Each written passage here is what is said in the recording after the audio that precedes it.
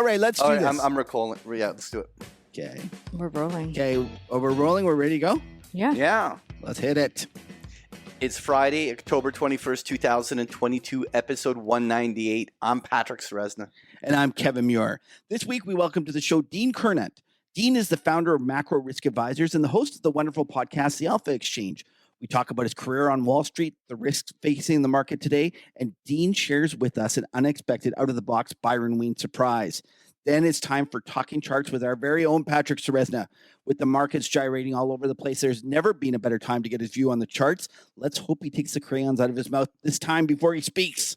All right, and we end with the segments of No Stupid Questions and Skin in the Game. And folks, we might even drink some beers along the way. So stick around. We got a great show. Lena, hop on. What beer are we drinking this week? So Patrick's drinking Franziskaner Weissbier from Germany. I probably butcher that. There's lots of Germans angry right now. I got to read this description because I had to translate it from German to English. Okay, this can be funny then. This beer is a natural and elegant wheat beer protagonist from Bavaria with a lush white foam. The copper golden wheat beer with yeast cloudy opalescence unfolds an aromatic fragrance with harmonious fruit in which bananas and citrus fruits greet you. Due to the higher carbon dioxide content, it is particularly sparkling. Franziskaner Weissbier unfolds its unmistakably particularly fresh, subtly spicy, and fruity taste with a mildly sweet finish when swallowed with pleasure. I just swallowed that. I said, with pleasure. pardon?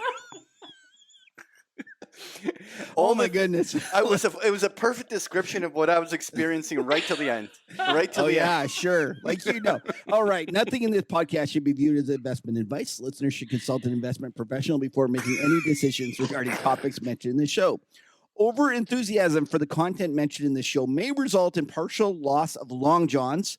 Conversely, under enthusiasm may result in a more severe condition known as a complete loss of shorts. Please consult your investment advisor, local medicine man, or crayon-wielding witch doctor, I know one of those, to determine what amount of market huddle enthusiasm is right for you. Side effects, I said, I'm having trouble today. Side effects may include the bull trap bamboogles, the double top testicle twisters, and the left head and shoulder lobotomies. Don't let your Fibonacci catch a wedgie. That's from our friend Trader Dave. Thank you very much, Trader Dave. Oh, that was awesome, Dave. All right, let's get to our interview. It's our pleasure to welcome to the show Dean Curnutt. Dean is the founder of Macro Risk Advisors and the host of the Alpha Exchange. Dean, thanks for joining us today. Pleasure to be here. I've been looking forward to this for a long time. And before we start, I just wanted to give you a big thanks. And I'll tell you why. I was traveling last year across Canada in an RV, and I had a lot of time on my hands. And I came across your podcast, and it provided hours and hours and hours of just terrific content that I enjoyed tremendously. Oh, that's I'm glad I helped you fill some time. It was, I'm not sure my kids and my wife feel the same way, but I definitely enjoyed it. And it's terrific. It's one of the best podcasts out there when people say, I'm interested in the markets. I'm interested in learning about what drives things. I'm interested in listening to different guests. And I always say, go listen to Dean and the Alpha Exchange. It's one of the best podcasts out there, hands down. So Dean, I would love to, I was excited about getting you on because I want to learn a little bit about you. And kind of your background, because you do such a great job hosting. But I imagine that to be a good host, you have to understand the markets and know the right questions to ask. So I'd love to kind of help our listeners get to know the Dean that is the host. Can you Absolutely. Yeah. Can you tell me a little bit about yourself in terms of where you grew up, and did you always want to be, involved in the markets? It's funny. I just did, as part of the Alpha Exchange podcast, a 35th anniversary retrospective of the 1987 stock market crash, which was October 19th, 1987. So it just was 35 years this past Wednesday. And I tend to love to look back on events of consequence in the markets. I like to say you learn the most when you study things or the times when things go spectacularly wrong. So that was one of them. And as I did that retrospective, I was just sort of thinking back to that time for me. I was a freshman in college. I just started at a school, St. John's University, which is in Queens, New York. I grew up in Long Island, and it just the setup for me was one where commuting to and from school just made more sense for me and my family at the time.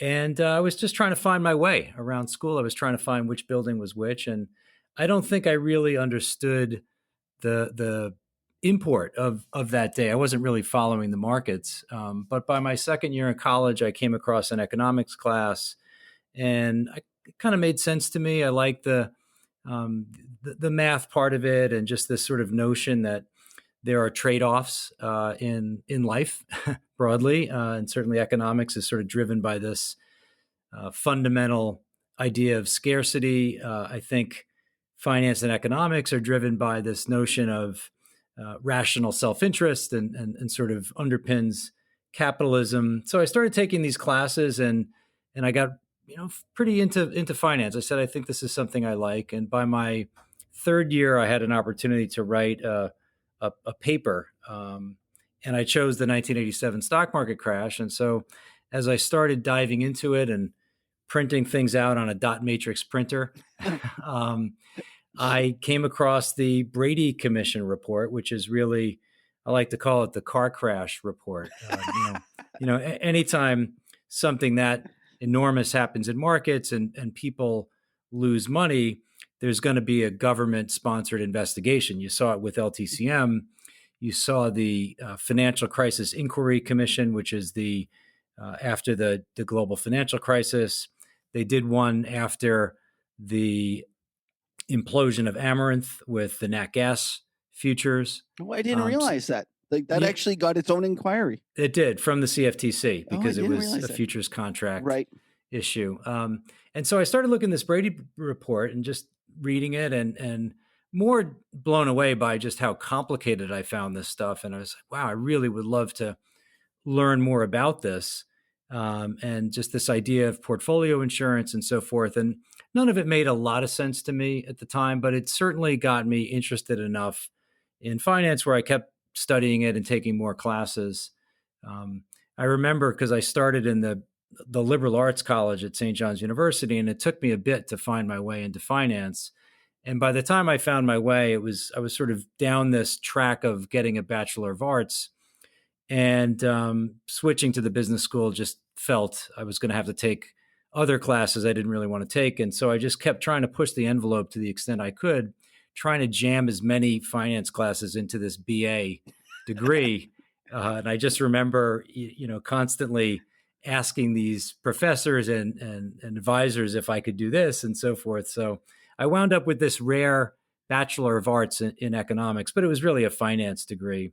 Okay. And then I wound up at Nomura Securities, supporting the chief economist, doing economic research. Like that's right out of university, you got that job? Yeah, this was 1991. Yeah. So we're coming off the savings and loan crisis. We have 8.5% 10-year. That's the yield.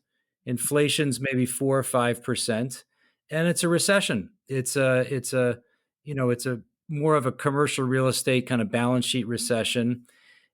Capital is kind of hard to find, and it's reflected in an 8.5% 10-year. But what I remember most specifically, two things. One is, back then, Greenspan was the head of the Fed, and he was purposefully confusing in his rhetoric. That was the whole idea. He didn't want to tell you too much, and so I just think about. Did he not say that famous line? Yeah, if you understood what I said, or if you think I've been clear, you must have misunderstood what I said, which is a great line. But just juxtaposing that versus this kind of philosophy of transparency, which we'll talk about just in terms of the Fed, I think is part of the problem. It's kind of part of why we're here. And so when I was working for this chief economist, David Ressler at Nomura, we studied the Fed because you had to try to figure things out. They didn't tell you about their monetary policy switches. They certainly had no dot plot or anything like that. Yep. But as I was doing this research and supporting him, I learned something about myself, which was one, I picked up the John Cox options book. It's a red book, hardcover book, and I started looking at these equations on binomial trees and so forth. And I just was so enthralled with this math of options. And I said, boy, I don't know any of this stuff, but it sure seems interesting. So that was one. I really thought options were interesting. And then number two, I realized in supporting this economics research department that I liked the investigation. I liked diving in and kind of building spreadsheets and so forth. But I also needed to be closer to the trades, closer to the transactions. We would do work, we would make forecasts, we would drop it on the desk of the fixed income sales team. But there was something lacking for me in terms of feedback and being closer to the trade that I knew I wanted more of. And so I was there for a couple of years and then went to business school at the University of Chicago, got deeper into derivatives, really, the theory of finance through derivatives, and set about after that on a 25-ish plus Wall Street career on the sell side, really in derivatives and mostly equity derivatives. First in a couple of bulge brackets, Lehman and then Bank of America, and then I started my own firm, Macro Risk Advisors, in 2008. So when did you come out of biz school? 1996. So 96, and then you go to Lehman. So you're just there as long-term capital is about to hit in a year's time. What was that like? Yeah, that was a great learning experience for me. It was my first big break. I was able to cover the client, and so you got long-term capital. Yeah, it was really a really interesting experience, and certainly there's so many takeaways there. One, I remember very specifically, and I've used this in some of my own presentations, a Business Week cover page which had Merriweather on the front, and I believe it said "The Trader." And it was just about this was probably circa 95 or 6, but it essentially was documenting this firm.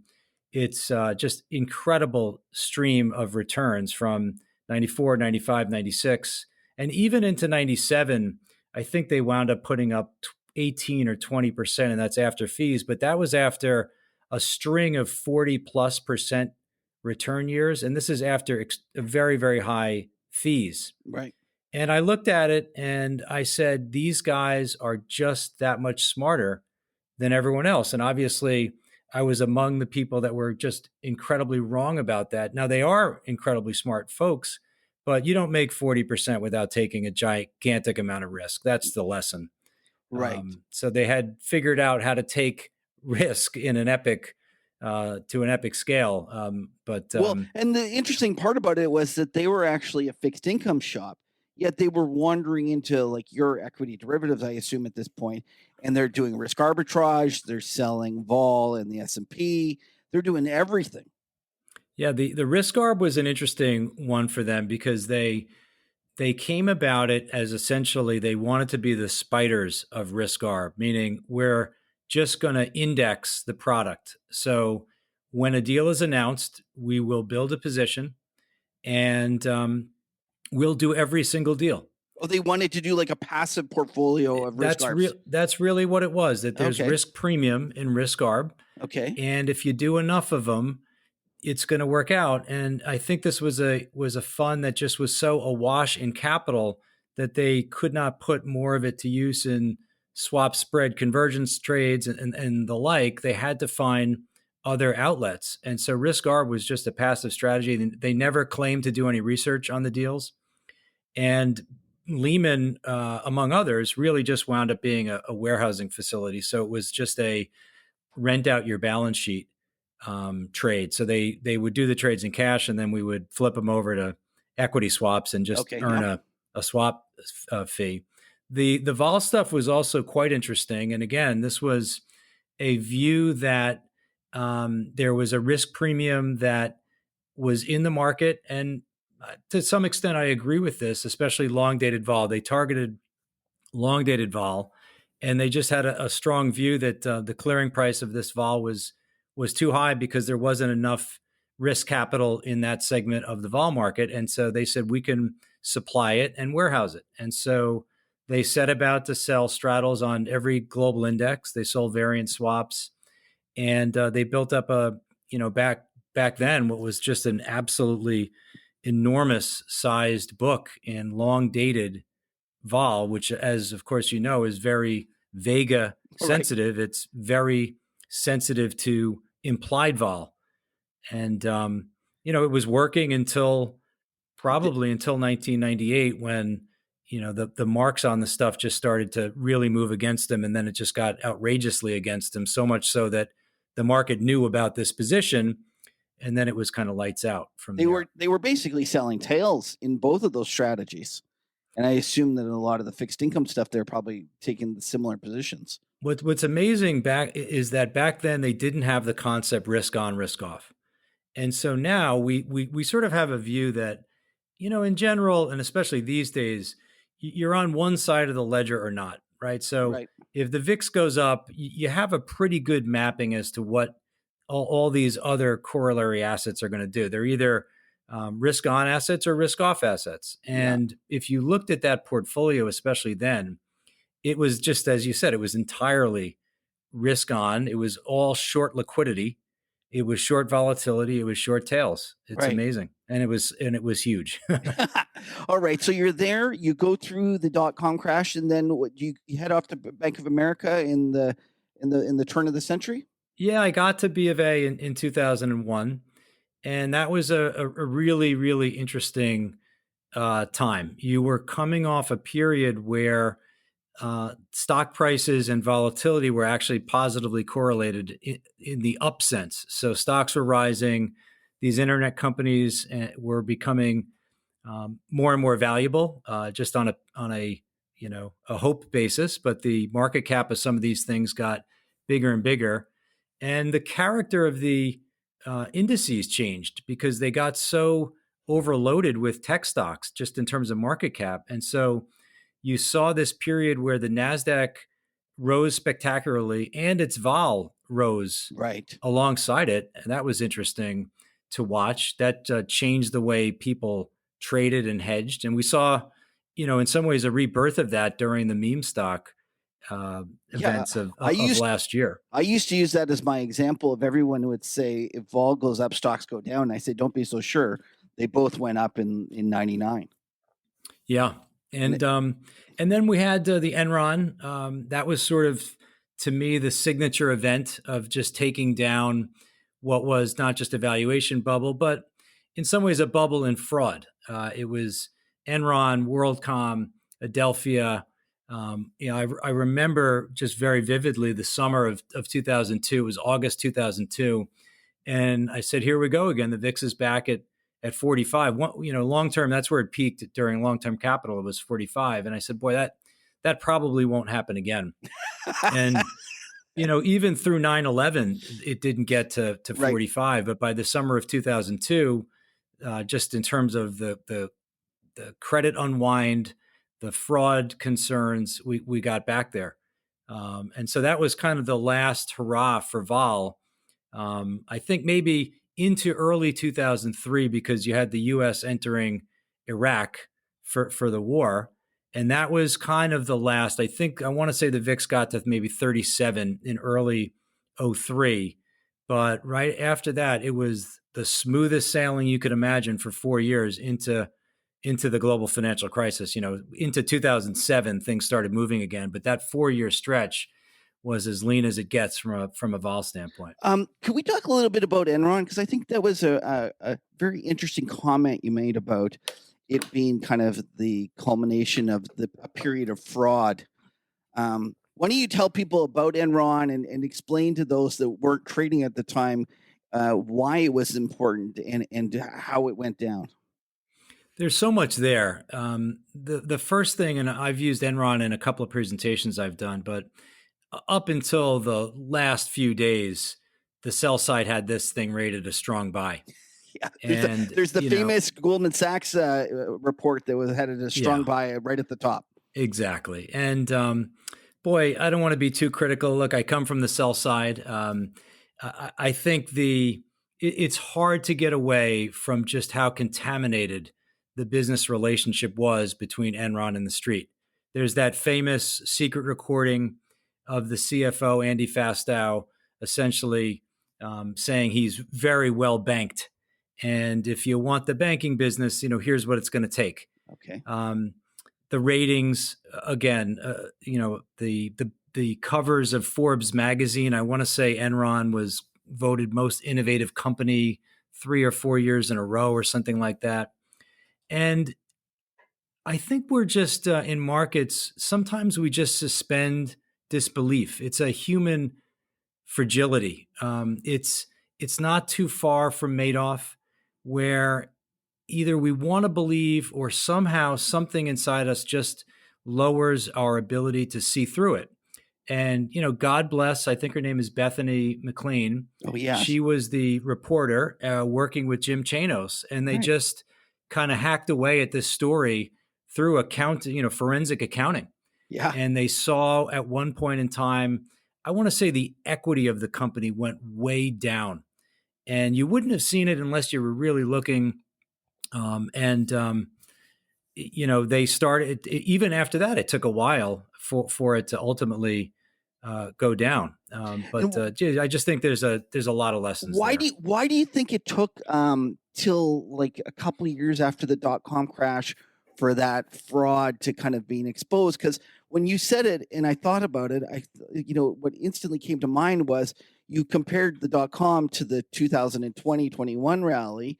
Maybe could we possibly have the unwind of the frauds of this period still coming ahead of us? I think there's with Enron, there's a couple of ways we can look at this. I'll give you two that I like.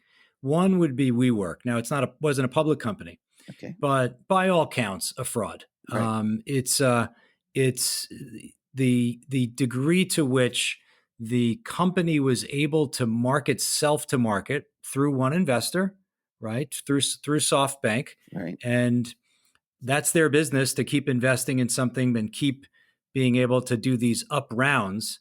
But the up rounds become the capital that allows the fraud to perpetuate itself.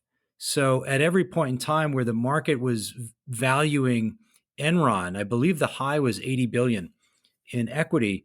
That equity provides tremendous optionality for them to do new things, to create the new shiny object, right? It's Enron electricity. They started trading all these new products and markets. And you always have someone that's also very charismatic. It's Skilling, it's Adam Newman in the case of WeWork, or again, I mentioned the biggest fraud of all time, Madoff, and you have someone that's charismatic and has the ability to sort of keep you stringing along, and then the capital, again, it's an enabler. It allows things to perpetuate themselves. But again, I got to also come back to, there is some human condition here that allows that leaves us vulnerable to taking our eye off what should be viewed as in plain sight sometimes. Right. So these things do happen. And so do you think that there's in plain sights that are going to be ahead of us still? Well, I think Big some ones. of it's already occurred. Right.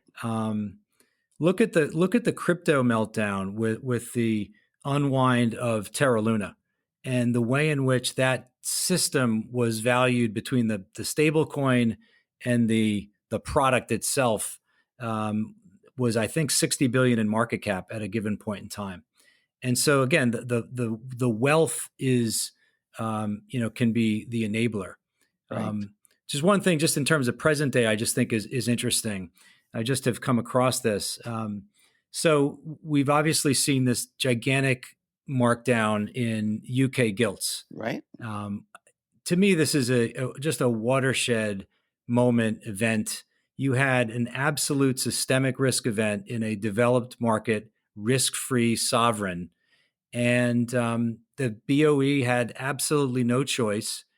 There's that the whole sequencing of the global financial crisis, and it gets real ugly at the end there, where they're going in to try to negotiate for TARP and try to get money for TARP, and Paulson's got a 3-page document, and Congress is what? What are you coming in here, right? Looking for 3 pages. And even that feels like a slow motion event relative to what happened in this gilt market. I think the BOE had hours of notice. This thing happened really fast. Now, the point I wanted to make is that Risk Magazine, which is this very expensive periodical, I think might be $2,000 a year or something like that. So they write about very high-end finance pieces and a lot of theory and modeling. They also have a website, and they really protect the content on the website. Well, they've just decided to release maybe 5 or so old articles from previous years, and what they're showing us, they're reporting on this LDI debacle, this pension hedging that is engaged by UK pensions. And they're releasing these articles from years ago. And these articles just point to this accident waiting to happen. So sometimes these things are in plain sight. And what does it take to trigger it? It's hard to know. What woke these bond market vigilantes up? I don't really know. But it's not as if this thing wasn't talked about over the years. It's just what's the trigger to make it really ignite?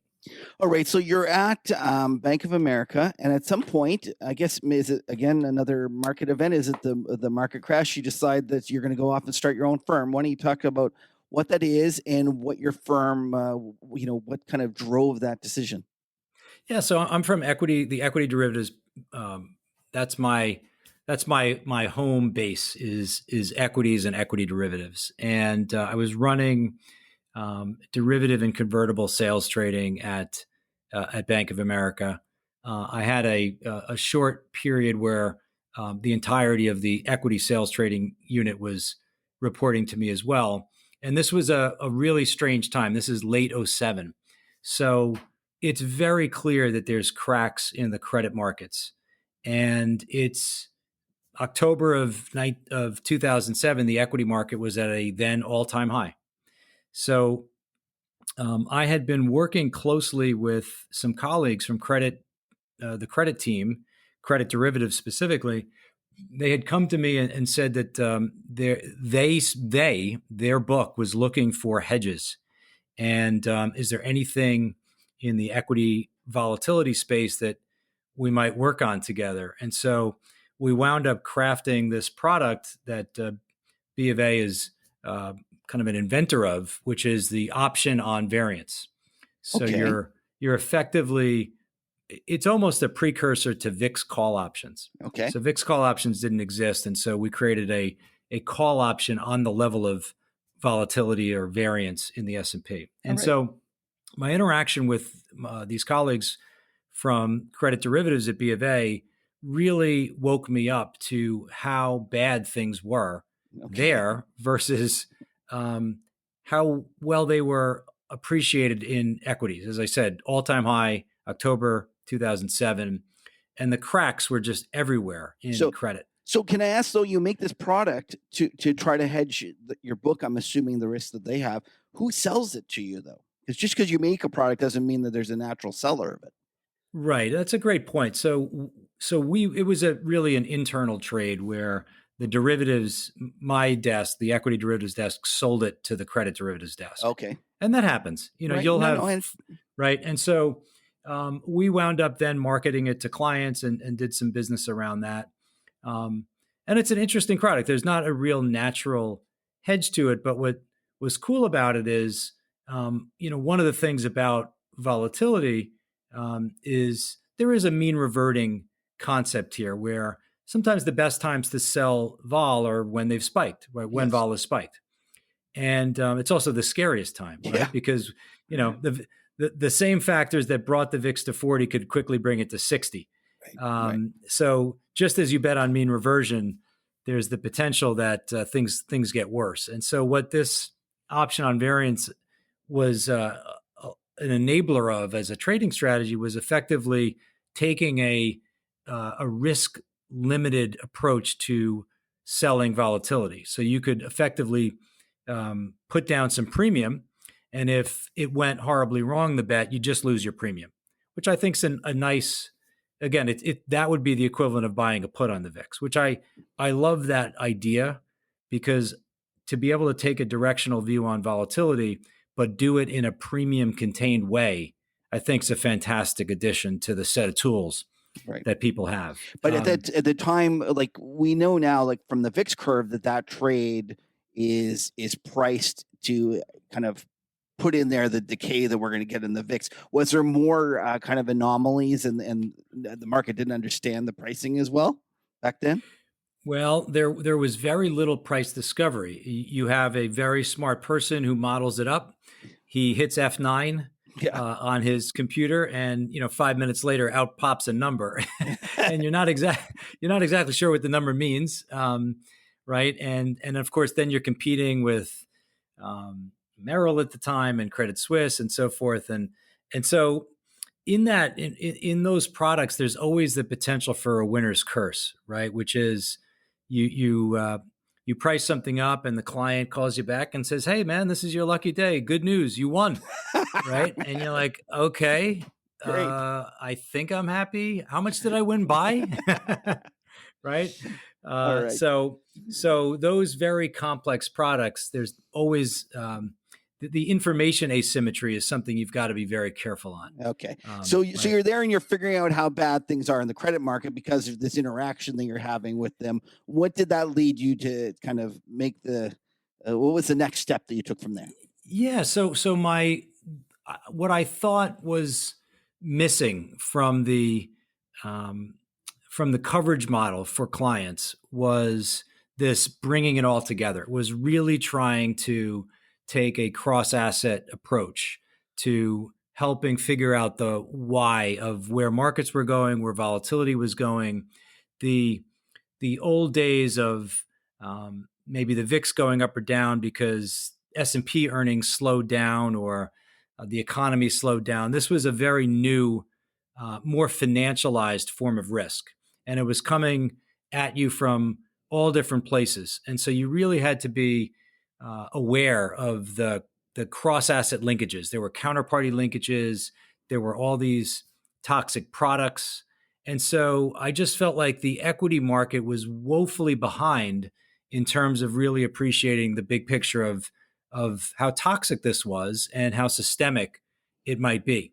And so, my time at B of A ended. It was time for me to kind of move on. I had some great clients. I'm still lucky enough to, be in touch with a lot of investors who were day one clients of Macro Risk Advisors. And the idea was really simple.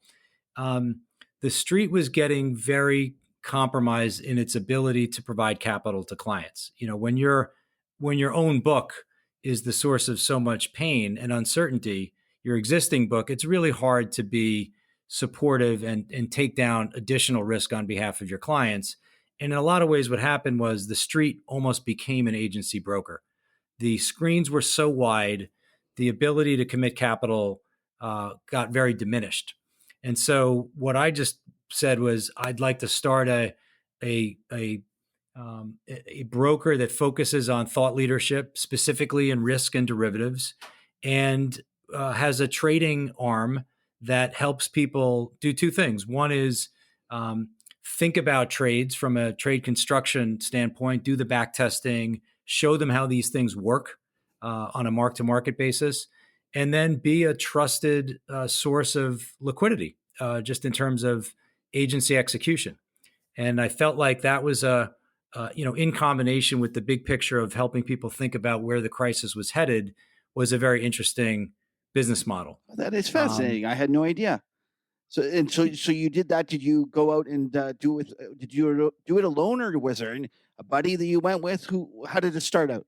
Yeah, it was honestly, it was just me on my dining room table for a bit. Yeah. We applied to become a broker dealer. That's a long process. I don't know how it works these days, but it certainly took quite a bit of time. It's not challenging. It just takes a long time. Yeah. And then, started to put a team together, a young team. Chief Compliance Officer John Luttenberger is still with us, one of our partners, day one employee. I mean, it's been 14, 15 years. Made every mistake in the book along the way, but still really haven't strayed very far from the original intention, which is I think there's value to helping people think about risk and to finding trades that do what they want them to do. I don't think there's a lot of arbitrage in markets. Maybe Ken Griffin figured that out. I certainly haven't. And I think it's very difficult to sort of argue that you've kind of found some secret sauce. But I do think there's plenty of space for thoughtful, trusted advice, especially in the realm of derivatives. I find myself trying to help clients who have been given sometimes bad and misleading advice and trying to undo that and just kind of make sure that we understand what they're trying to accomplish and then utilize what we know to, help them implement trades that fulfill that goal. Well, that's fascinating stuff. All right, so let's talk a little bit about the markets because it's certainly an interesting time. You alluded to the fact that this was kind of a watershed event in England, but let's just step back and maybe start with the Fed. Let's first of all start with the idea that the Federal Reserve has ended up being way tighter than everyone would have originally expected, especially like a year ago. Was that a surprise to you? Not really. I think certainly the extent of it is a surprise. I remember Bill Dudley ran the New York Fed and appears frequently on Bloomberg. And he had said, this was maybe 6-9 months ago, he said he could see a 4% funds rate. And I really thought we were walking into something very bad, but that I found to be kind of shocking. And here we are, and then some, right? So it's hard to have really imagined this. I mean, you're talking, we were at a 9 handle on year over year CPI. Now, of course, a lot of things have happened to make that number feasible, right? For that number to materialize, but never in a million years could you have thought that was going to come. The Fed's doing 75s. I used to say this was during the zero rate regime, which lasted so long. I used to say if the Fed ever did 50 basis points, that would be like a currency peg break. Now, meanwhile, we're having 75 at a clip. Yeah, it would be undoing a promise that is so widely agreed, a handshake that's so firm between the Fed and the markets that you couldn't even imagine it. And here we are. So, markets are a never say never discipline. The prices are never say never. What you thought was possible, it's sort of like the Guinness Book of World Records. Someone asks you, what are the longest fingernails that anyone has ever had? Well, let's check the Guinness Book of World Records. You say, well, gosh, it's the Guinness Book of World Records, maybe a foot. It's like, no, 12 feet, but back to the Fed, I started getting very concerned with, and I'm not an economist. I really focus on the interaction between Fed policy, central bank policy, and market prices. And my big problem with the Fed, going back to what I had said earlier, was this idea of transparency, that when you tell someone the end of the movie before the movie occurs, and especially in markets, if you tell them enough about how things are going to evolve, there's just trades to do based on that. And that is what I would just broadly call a carry trade. A carry trade is something that you're going to make money on if the world unfolds tomorrow as it appears today. And that evolution of going from what was such a low vol environment, low rates, low vol, and especially toxic combination, to something that's so much different, that's where things and why things are breaking. It's the speed. It's coming off of something that was so, unbelievable. I just remember going back as late as August of 2020. So it's, 4 or 5 months after the peak market rupture of the pandemic. It's still pandemic, but the market had settled down. The 5-year note yielded 19 basis points. Is that unbelievable? Yeah, and the vol on that, so the option cost was so well at a 0 percentile. So, and again, this is where I just try to look at markets more from a probability standpoint, and I say, boy, that one looks like a really interesting what if. I have, for all I know, the Fed will still be at 20 basis points in 5 years, but it certainly doesn't cost me much to bet the opposite. Yeah. So it's just trying to find those inconsistencies in market prices. That's kind of where I spend my time. Do you think that the Fed understands the risks that they're taking with their aggressive policy? Yeah, that's a great question. I think that they're starting to, but I would argue that there's just so much power in these folks that they sit in a room, they're really ungoverned, they're not really elected, and again, my big issue is you've got this quote dual mandate, growth and inflation, and their products, their policies operate profoundly on asset prices and very unprofoundly on inflation. I mean, just think about the post emergency QE that we saw in 11, 12, 13, 14, 15. It's always going to be a counterfactual, but its impact on inflation had to have been negligible because we averaged something like 1.5% core PCE during that period. How much could it have helped? And yet we know how impactful it was on rates, on rate vol, on all of these carry trades, on equity markets. It's to me, there's a tone deafness there. Now, are they aware of how close we could be these days? Yes and no. I think they're starting to talk about it, but I think if we learn one thing about episodes of crisis is that the market prices can become beasts that you really struggle to kind of put back in the box. Oh yeah. You know, the market prices can really decide to do things that are very unfavorable to what you're trying to accomplish. And that's some of what we're seeing, and certainly what we just saw in gilts. And one of the things you mentioned, gilts, is imagine if that happened to the world's leading risk asset, the U.S. Treasury bonds. Like, I don't even know what you do at that point, because here they are trying to do QT, and imagine all of a sudden they lose control of the long end of the bond market.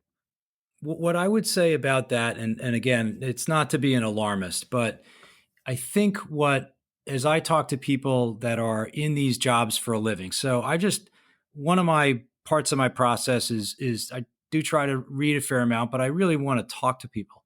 And I love talking to people outside of equities. And I'll have conversations with friends of mine who are in FX derivatives at banks, and I'll say, talk to me about yen vol today. What is the market position for? Do you see value there? Talk to me about the curve. And I'll do the same in rates all the time. And one of the things that's come back to me on the rate side with some consistency is this notion that these markets are simply too big. That if you think about the enabler that was low rates during again, 15, 16, 17, and then into COVID, where not even going to argue the fiscal response to COVID, who knows what the right amount was. People were hurting. This was a desperate situation around the world. Yeah. And governments were absolutely encouraged to turn the tap on at the lowest rates in over a century. Made sense to me. It's hard to know if now I think we're probably seeing that it was overdone, but the enabler of those low rates to be able to get that capital at such low rates where the interest expense seems very moderate at the time, even though the size is so significant. That, I think, is what people missed. Number one, that's going to be a fiscal straitjacket. But number two, someone has to buy this debt. And it's not risk-free. It might be risk-free in you'll get your money back at the end. It's not inflation protected, that's for sure. And it's not risk-free in the mark-to-market sense. This is the biggest issue, is that duration is a very volatile asset class these days. And these markets, the risk-bearing capacity of these markets is what I'm being told is really getting to a point where it's at a limit. That's going to be the tricky part. And so when you talk about a buyer strike in even U.S. government bonds, it sounds like it's the sky is falling type of stuff. But I do think we have to be humble about what we've learned about asset prices, which they can turn on you on a dime, and you just don't know when. So yeah, that is the sort of thing that's at least on my mind, and certainly on the mind of people I talk to. Well, and one of the things I'd love to kind of pick your brain about is the fact that it seems like everyone always hedges for the next crisis as being equal to the last crisis. So the last one, let's just say, if we take out COVID, was the great financial crisis. Everyone that was led by credit, and it was led by credit being like corporate credit, and it was led by equities going down and banks taking extra risk. And everyone thinks it's going to look like that, and I'm always like, no, because we've already made those mistakes. People are already hedged for that, and I kind of look at this period right now where the bond market, the move's sitting at the highs, yet the VIX is half of the all-time highs, and it doesn't seem to be really the hedge that people were looking for in this period. And I was just kind of wondering what your feelings are about that, and whether you agree that people are always hedging for the last crisis. Yeah, it's a great point. And there's a couple things there. The first thing is I would say is you mentioned the move in the 150s, and I said to some folks, imagine waking up each day over the last 3 or 4 months and staring at a 60 VIX, 60. That's what people in rates are doing. Right. They're at a 60. Imagine if S&P was realizing 50 or 60 vol. That's what's happening in rates every day. It's not just one day. It's been this way for months and months and months. And that's a really unsettling feeling. And so, yeah, I do think there is some version of hedging for the last crisis. It's in a lot of ways what got us into this was the institutional portfolio construction was one in which we were taught, and we're taught by what we observe, which is risk on, risk off.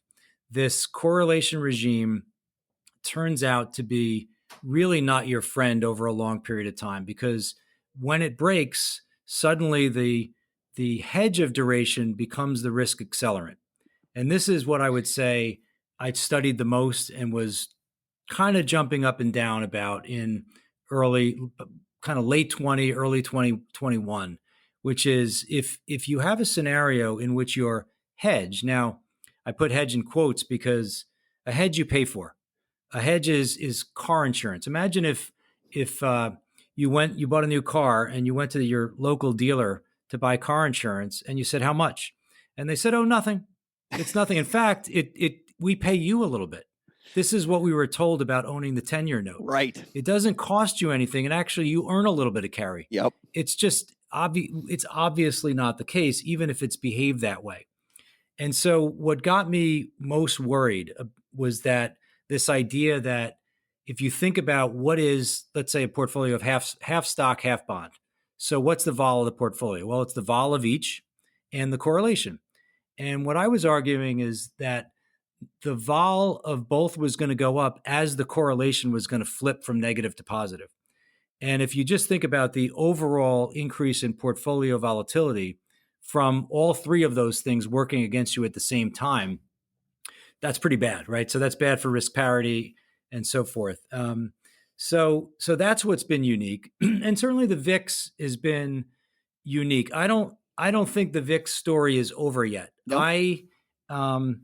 So let's go through the VIX. 25% drawdown in the S&P at the peak, and I think on the high, on the low point for the year in the market, the VIX was at 31.8.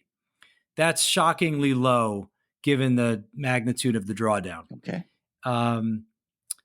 And it's a function of a lot of things. Realized volatility never got into the 40s this year, not over a 1 month period.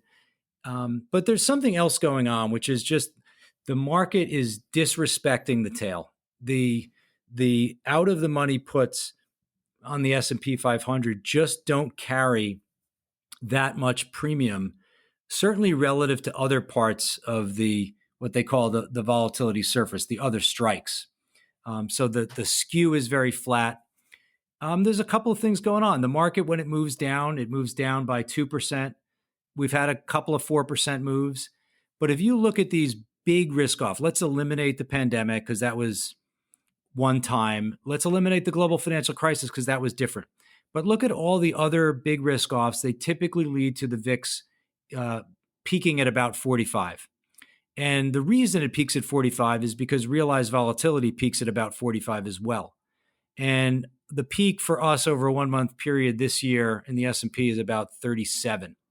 So big moves, but not big enough. You typically get 5% daily moves in events of drawdown of this magnitude.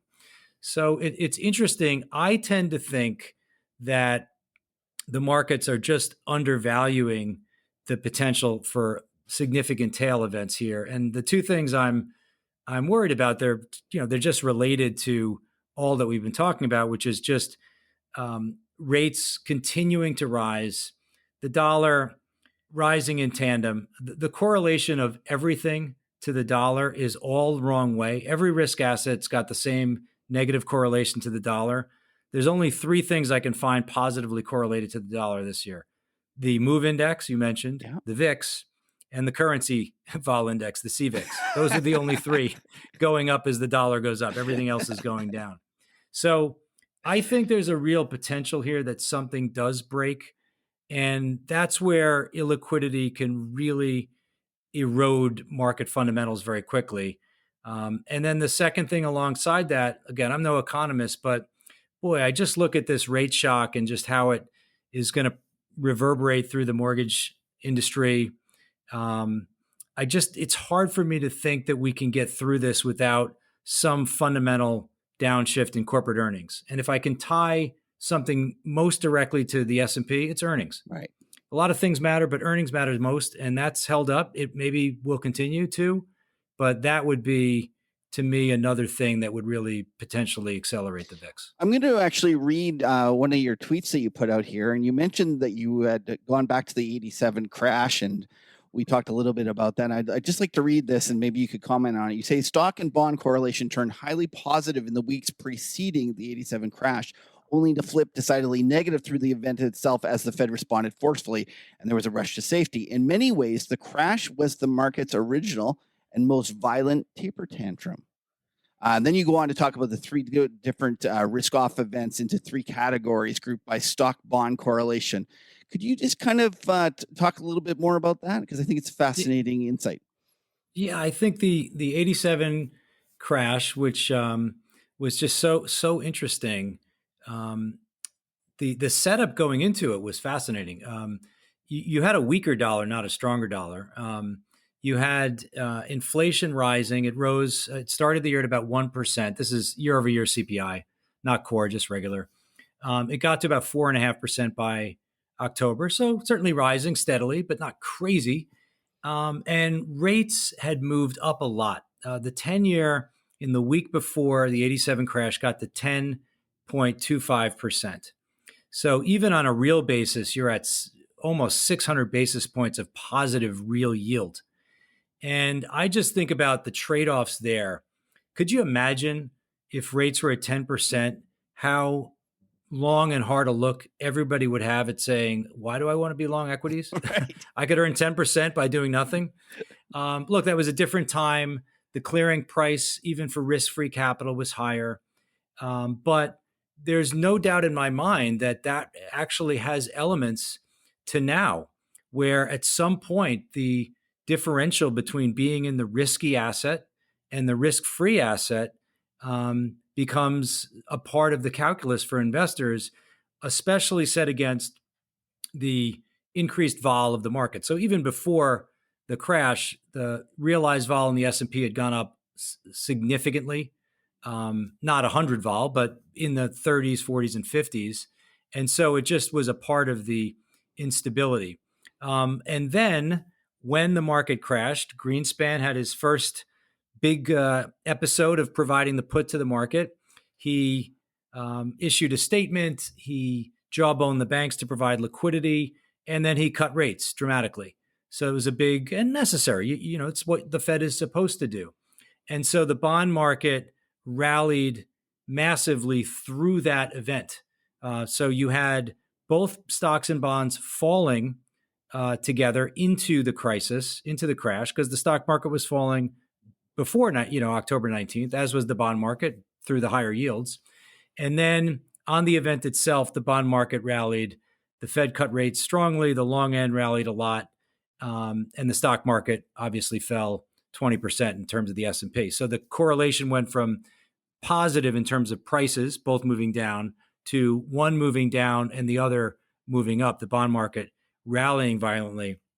And I have a view here that, and I call that the taper risk off. Okay. That's when stock and bonds move together down. And I have a view that the taper risk off almost always ends with the classic risk off, which is what I call just standard risk on, risk off, which is at some point, and I think we could be walking into this, that if this gets bad enough, financial conditions erode enough, the Fed blinks, as they possibly should. I'm not here to sort of say exactly how they're supposed to do this, but there you have a risk off in equities, but a rally in the bond market. So this is where we could be heading, which is the correlation, which is now positive between stock and bond prices. And I have to say, I look at this stuff too much. I'll go intraday on Bloomberg. Yeah. I am shocked. If you overlay S&P intraday with, let's say, the 10-year real rate, it's shocking. It's almost as if these assets are the same thing. Remember, these things used to be the opposite of one another. Right. And the dollar is the same thing too. Yeah, and the dollar is shocking. On our desk, we're joking and saying, even though we all trade equities, we say we're all just currency traders now. Yeah, exactly. Yeah. And then, so if that were to happen, though, let's just imagine that things get squirrely in the stock market, and we get a big move. We get the VIX 50, let's just say, that you're anticipating, and the Fed is forced to at first pause, but then can they really cut? Because haven't they just told us that there's no way they're going to cut with inflation basically running still 8%? I know it's a year over year basis, and the actual kind of month over month extrapolated is only 3.5%. But they've done all these things to say, no, we're going to take it up here and we're going to leave it here for a long time. And this goes to your concept of maybe they're talking too much, because why are they saying crap like that? Yeah, I think there's two things for the Fed that it would have to balance. So let's cover the first one, which is the Fed winds up in a Bank of England situation. Okay. Which is things have deteriorated so fast that there are counterparty issues. There are basis trades run amok, that the financial market has seized up, right? And in that case, you have to throw QT out the window. You have to throw your tightening campaign out the window. Let's just call that an emergency lender of last resort type of scenario, okay, right? Where the market just has seized up. And so that they would do that. Now, again, you got a lot of things have to happen for that to occur. Yeah. If you get several more really bad inflation prints and it's just the dollar wrecking ball has just eviscerated everything that's priced in dollars, right? So that's one.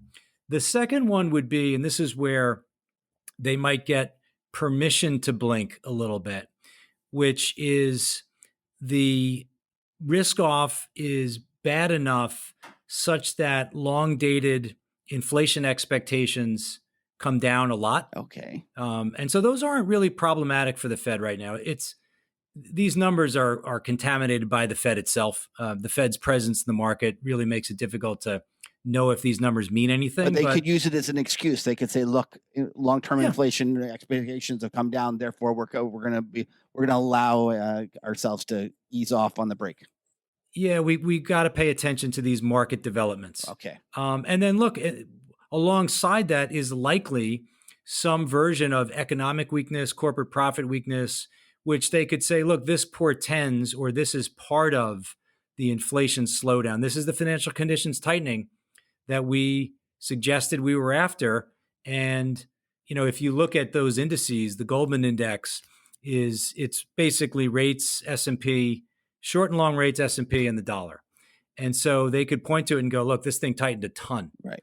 And so even as inflation hasn't necessarily come down by where we want it to, these financial conditions we think are predictive of where the economy and inflation is headed. And so we're going to have to pause here. When you think about that, a potential pause, what it would be your vote for kind of the sleeper trade that catches people off guard the most?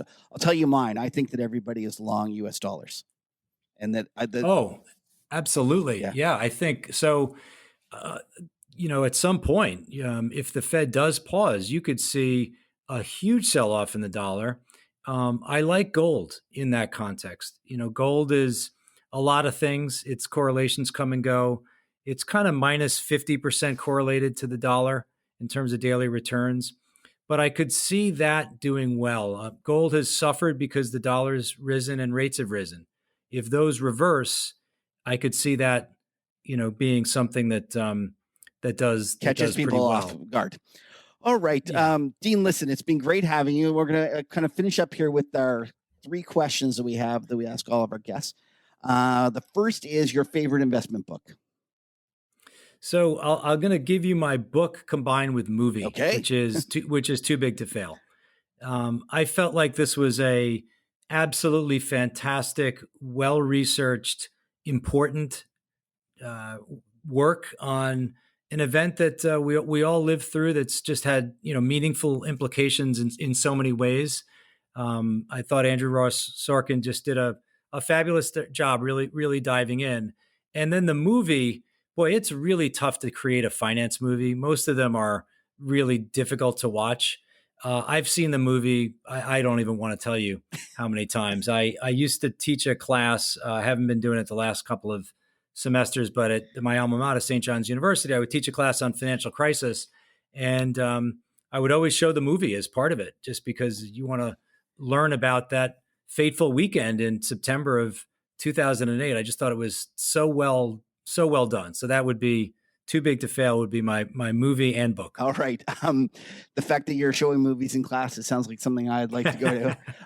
The next one will be the Byron Wien surprise. Byron Wien describes a surprise as something that he thinks the market assigns a less than 1/3 chance of occurring over the next year, where he thinks it has a greater than 50% chance of happening. Do you have a Byron Wien surprise for us?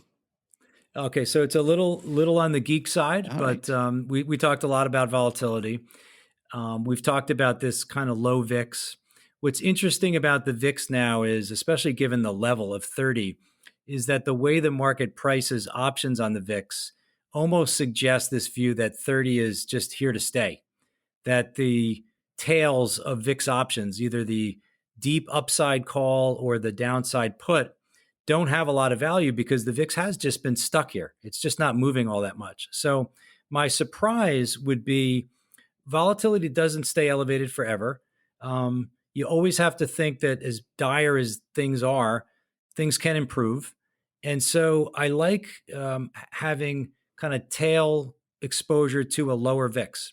So you can go out to January and February and buy these out of the money puts, 22 strikes, for very, very low premium levels because the implied vol of VIX options is super low.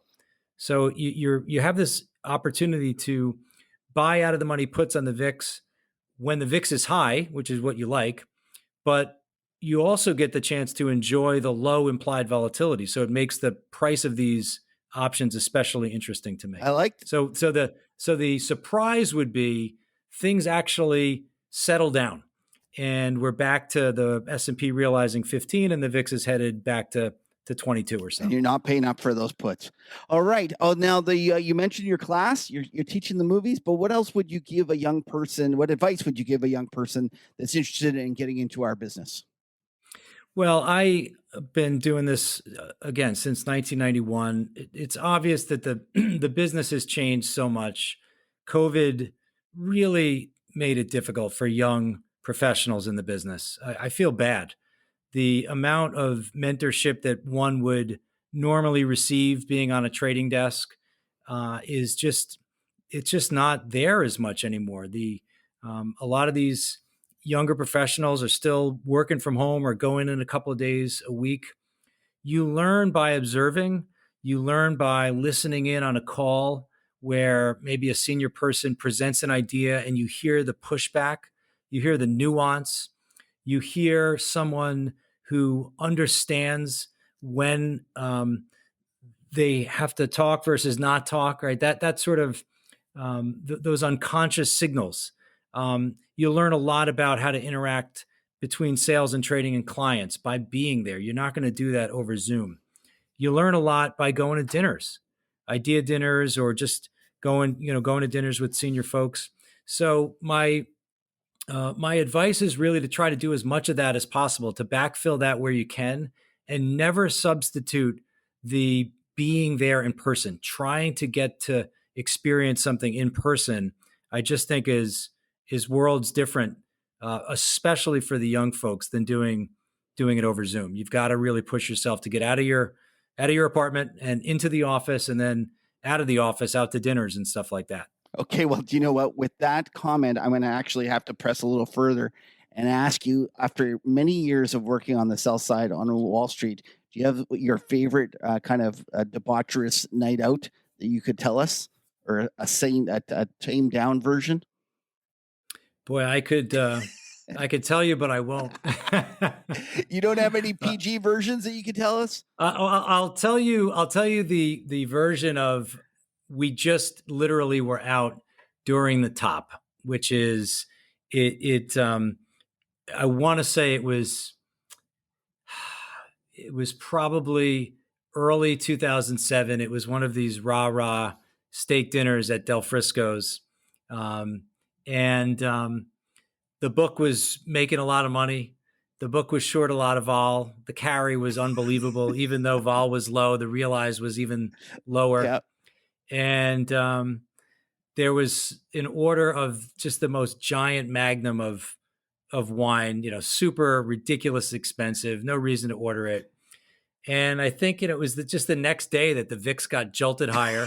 It's like you tempted the market gods by doing that. It was something like that, yeah. And I think that really marked the top, the low in vol, the top in housing, and all that. There you good go. stuff. It was all your fault at that steak dinner.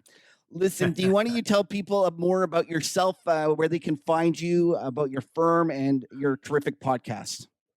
Well, I've been putting some time into the podcast, and it's called the Alpha Exchange. We talk a lot about market risk, and we try to talk about the present, but also learn from the past as well. I've got a Twitter handle. I think it's Alpha X LLC, not the most glorious Twitter handle, but I'm enjoying that process of posting stuff and getting to know people on Twitter. And so, that's where you can check us out. Okay, well, it's terrific. Thank you so much for being with us. It's been a pleasure getting to know you, and thank you for your wonderful podcast. As I say, it's a can't miss for me, and I really enjoy it. Really enjoyed it. Thanks so much. Thanks. All right, Patrick, it's been a couple of weeks talking charts. What do we got? Oh, I've been waiting for this. There's lots to talk about. Okay, first of all, let's talk about the top three things we were watching 2 weeks ago. The next leg down in equities never really materialized, even though the CPI disappointed, right? We were watching that inflation number. The dollar has been strong, but not really following through. It's actually been a relative nothing burger in terms of market reactions to all three of our top three. But it's been a lot of volatility in all of them. A lot of volatility, but but we're basically at the same levels we were at 2 weeks ago on a lot of these things. You are correct there. It's been an emotional couple of weeks. Yes, it has. So anyway, let's get to the top three things to watch for the next week and the week after, because obviously we do this. Don't need to sound bitter, Patrick. All right. But listen, let's start with number 3, which is crude oil. Okay, so this is really interesting. Obviously, there's all the headlines, the NOPEC and Saudi Arabia, and the further SPR release right before the elections. But what is interesting in all of it, that the market broke down on that news, and generally the oil market has been rebounding since. And I'm cautiously looking to see whether or not oil has the kahunas to get back north of 90. Because if after that kind of news, if oil kind of brushes it off, just sort of like the markets brush things off and starts to strengthen, particularly above 88, 89 toward 90, that really could be an interesting turn point that could start seeing oil for the first time in like half a year start to do some bullish behavior. That's going to be certainly one of the things I'm watching. Any thoughts on that? Well, our good pal Cuppy is sending me stuff about the time spreads. I'm not really sure what he's raving about, but he's convinced that the time spreads are explaining that this thing's about to moon. To moon. To moon. Oh, I hope so. I hope so. Anyway, number two, we have a whack of central bank action next week. Obviously not FOMC, but it starts off on Wednesday with the Bank of Canada. We get the monetary policy report and the overnight rate. I think is it 50 basis points that they're anticipating in Canada? I think it was. I think it is, but I think it's kind of they're on the fence. They're talking 75, but I don't know. It seems to be anyway. I think the consensus is 50. That there's a chance for 75, right? Yeah. And then we have the ECB on Thursday, and then the Bank of Japan conference on Friday, or at least tentatively. So it'll be really interesting to see, how all of those come together. So it's all over the world. We got some central bank action. Anything you're thinking about the ECB? No. I don't think they even know what they're doing anymore. Like nobody really knows anymore. I'm not sure the ECB is really going to really matter. Yeah, it's all come down to the Fed. And what's the next move? These other people could, I should say the Fed. It comes down to the Fed and probably the Bank of Japan. Right. If the Bank of Japan were to, okay, wait, don't say that. Wait, hold on. Sorry. Number one is Japan. Oh yeah. Well, there you all go. right. I should know these things. I should. You should know. So now go ahead and talk about Japan. Well, I think that if they were to abandon YCC, it would be a big deal. And we obviously had the Bank of Japan intervening quite heavily today in the yen market. It wasn't enough to save me, but it still was helpful. Well, you know what? Beyond making bad bets and things like that, those traders that kind of anchor off things like purchasing power parity and all these kind of. Oh, those guys are idiots. Complete idiots. They should just know that only thing that matters is interest rate differentials, and nothing ever else drives currencies. Something like that. No sarcasm there at all. So the interesting part was what a reversal that came right like that's a 500 pip swing. It definitely added a little spice to today's trading. Yeah, because I mean, it's funny because actually when I sent you the victory lap little image, it was when it was still on the way up.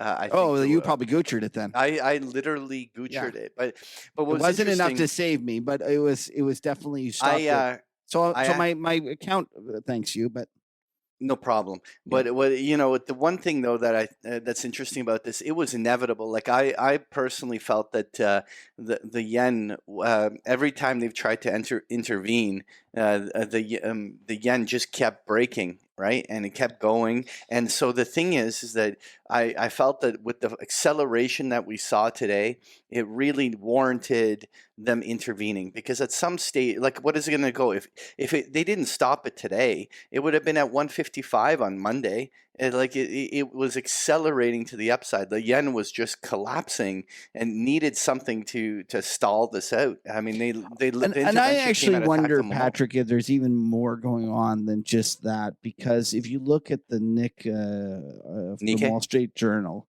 his article that in essence might have signaled that the Fed, at the very least, is considering slowing down the rate, the pace upon which they raise rates next. Not this one. This one's a lock at 75, but now we're arguing about whether December will be 75 as well. And it seemed to me that today's article was signaling that it most likely will be a 50. But I wonder if there's more going on, and that central bankers got together, and that we're going to see more of a coordinated move to slow down the rise in the dollar. I think so. yeah. I want to talk about the dollar chart in a moment. But I couldn't put in the top three. Every, Yeah, you every had to put single week. Japan there and try to sneak it in. Sneak in the chart. But All right. anyway, the question here, okay, let's do this. Okay, let's go to and talk some charts. So when we're talking charts, let's stick with the currencies for starters, because I think it's really interesting what you're onto here. Because when we look at the Dixie, 2 attempts to make it to its previous high. I was speculating with my members whether or not we would see the infamous prairie dog, where it would just kind of poke its head above 115 and just kind of have a look around, just to kind of spook everyone out, and then mark some sort of reversal. But 2 failed attempts to break the dollar higher. And what the question is, where did that all come from? Well, first of all, let's go through the currencies. Let's start with the other one, which is interesting, was the pound, which obviously had that flash crash, like 1,000 pip move in less than 20 hours. It was just a devastating drop. I've been suggesting that could actually end up being maybe even an intermediate low, if not even a major low that's been established. Now, there was always the chance that it was going to go and double bottom, retest that.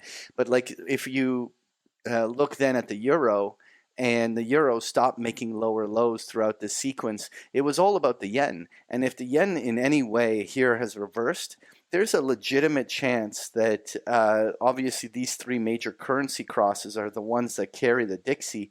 That may be enough to actually mark a short-term high, and dare I say, the high of the year. That's a pretty bold. I know. I'm not saying it's very unusual for you. Now, and it's going against your kind of deep-rooted dollar bullishness. No. See, you mistaken that. I think that inevitably there's going to be a very deep dollar reversion. I don't think it's going to be a major. There's always the chance the dollar's going to have another rip higher. But I think we can actually market time, by the way, the dollar index by counting the number of Brent Johnson appearances on podcasts. I think we can actually create a sentiment thing. But the Brent Johnson appearance indicator? Yeah, because when there's a large demand for his appearances, it's because the sentiment is so strong that we can actually fade the Brent Johnson effect. Yeah. It's because I think that guy is like 6'10" or something. I'm not gonna say that to his face.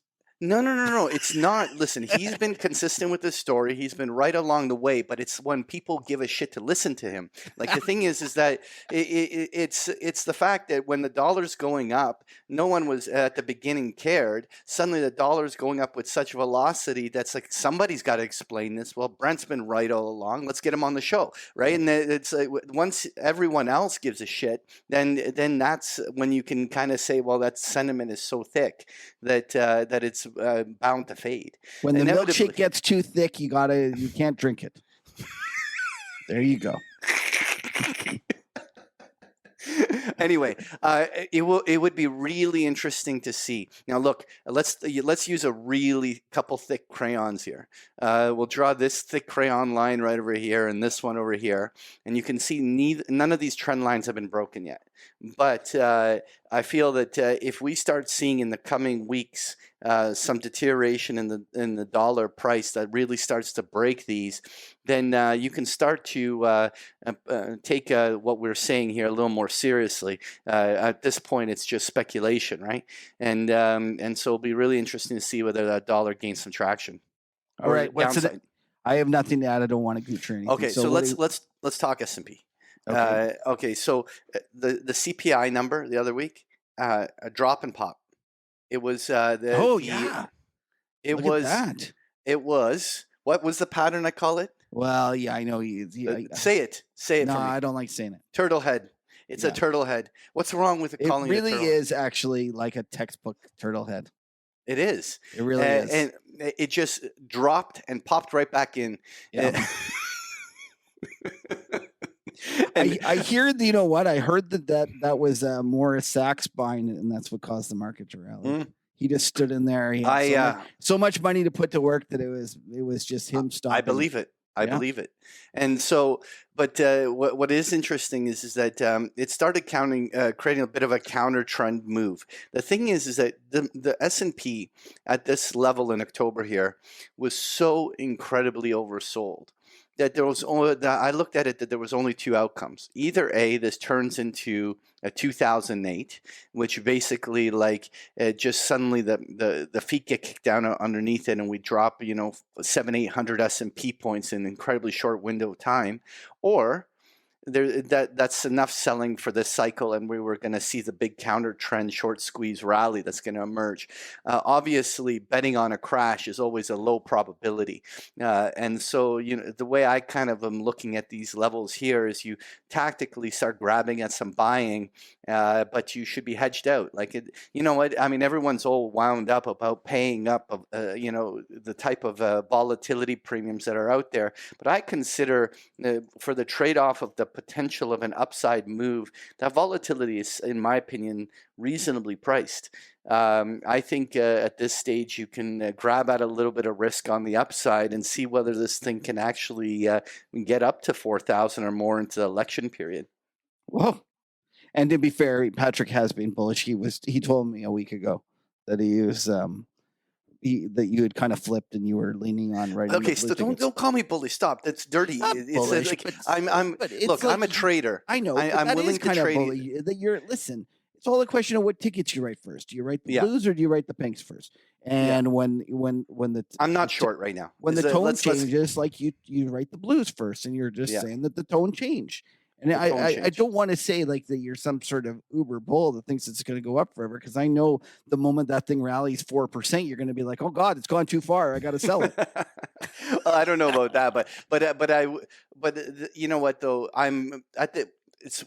There's that old, I think it was it Stanley Druckenmiller that said that saying where it was like, I'd rather buy in the second inning and know that the game has started than, to be too aggressive at the start. Oh, I've never heard that one, actually. I think it was Stanley that said that. I'm trying to, if anyone knows, they could correct me if I'm wrong on that. But the point is that it's like such an early turn that you don't even know whether it's the first inning of a new up leg. You don't know. This is pure speculation, very early, and it could turn on a dime. We've seen these types of 300-400 S&P point reversals, and then they fade almost immediately. And so it's a very premature thing. You have to have almost 1 foot out the exit door when dabbling in the long side, but it might work. And I'm going to give it a shot. We'll see. Fair enough. Let's talk some of these other commodities. Gold.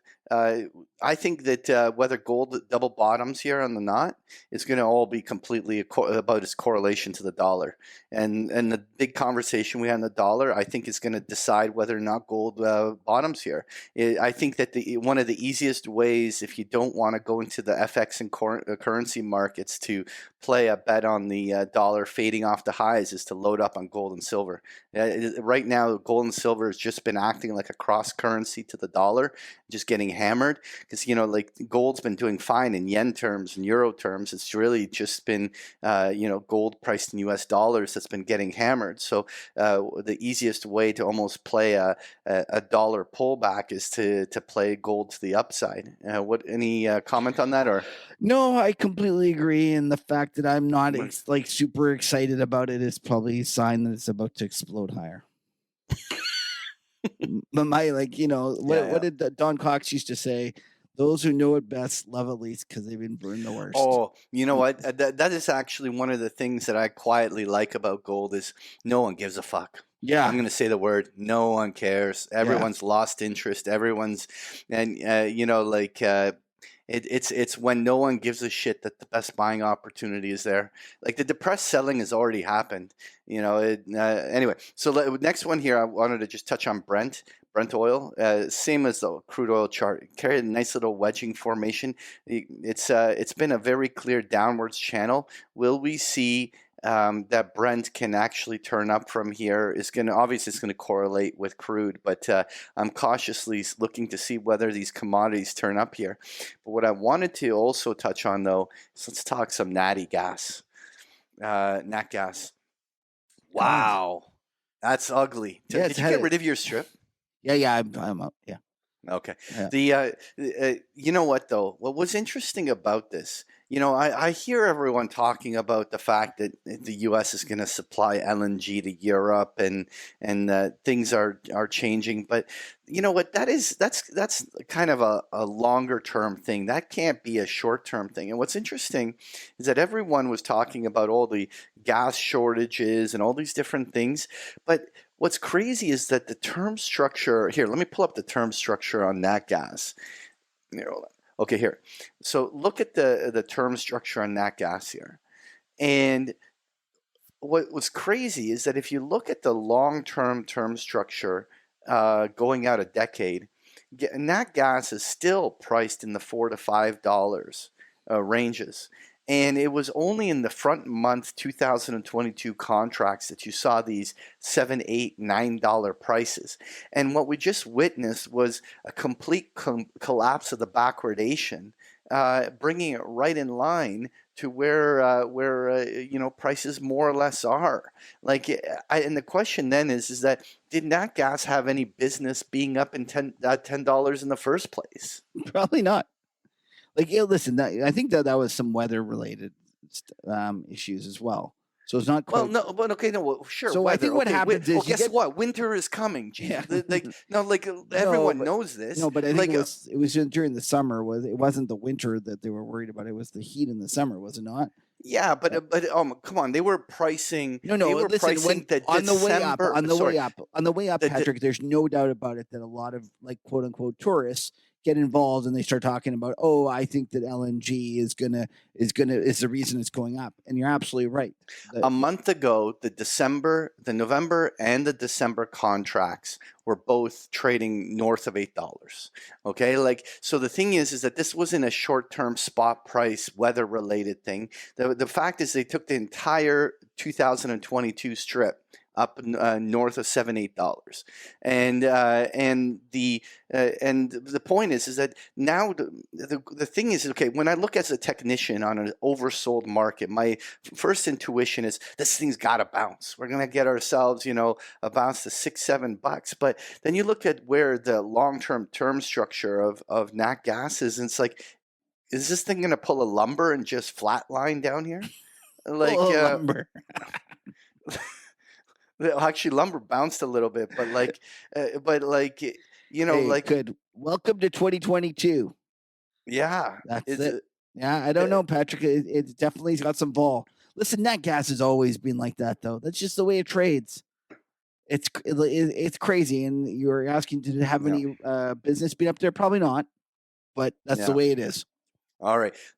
Look at this copper chart. So one of the things I've been speculating with members for over a month is that while copper was due for a basing formation that would establish a bottom, which often could look like a double bottom or some retesting creating bases, I've been speculating that copper was not going to make a lower low and that this was going to be where the base came in. But what's interesting is that the speculation here is like, what will drive a meaningful turn in copper? And while obviously most traders are obviously watching the Fed, right? And when will the Fed pivot, or what will happen there? But the question is that when will China do some sort of a reopening?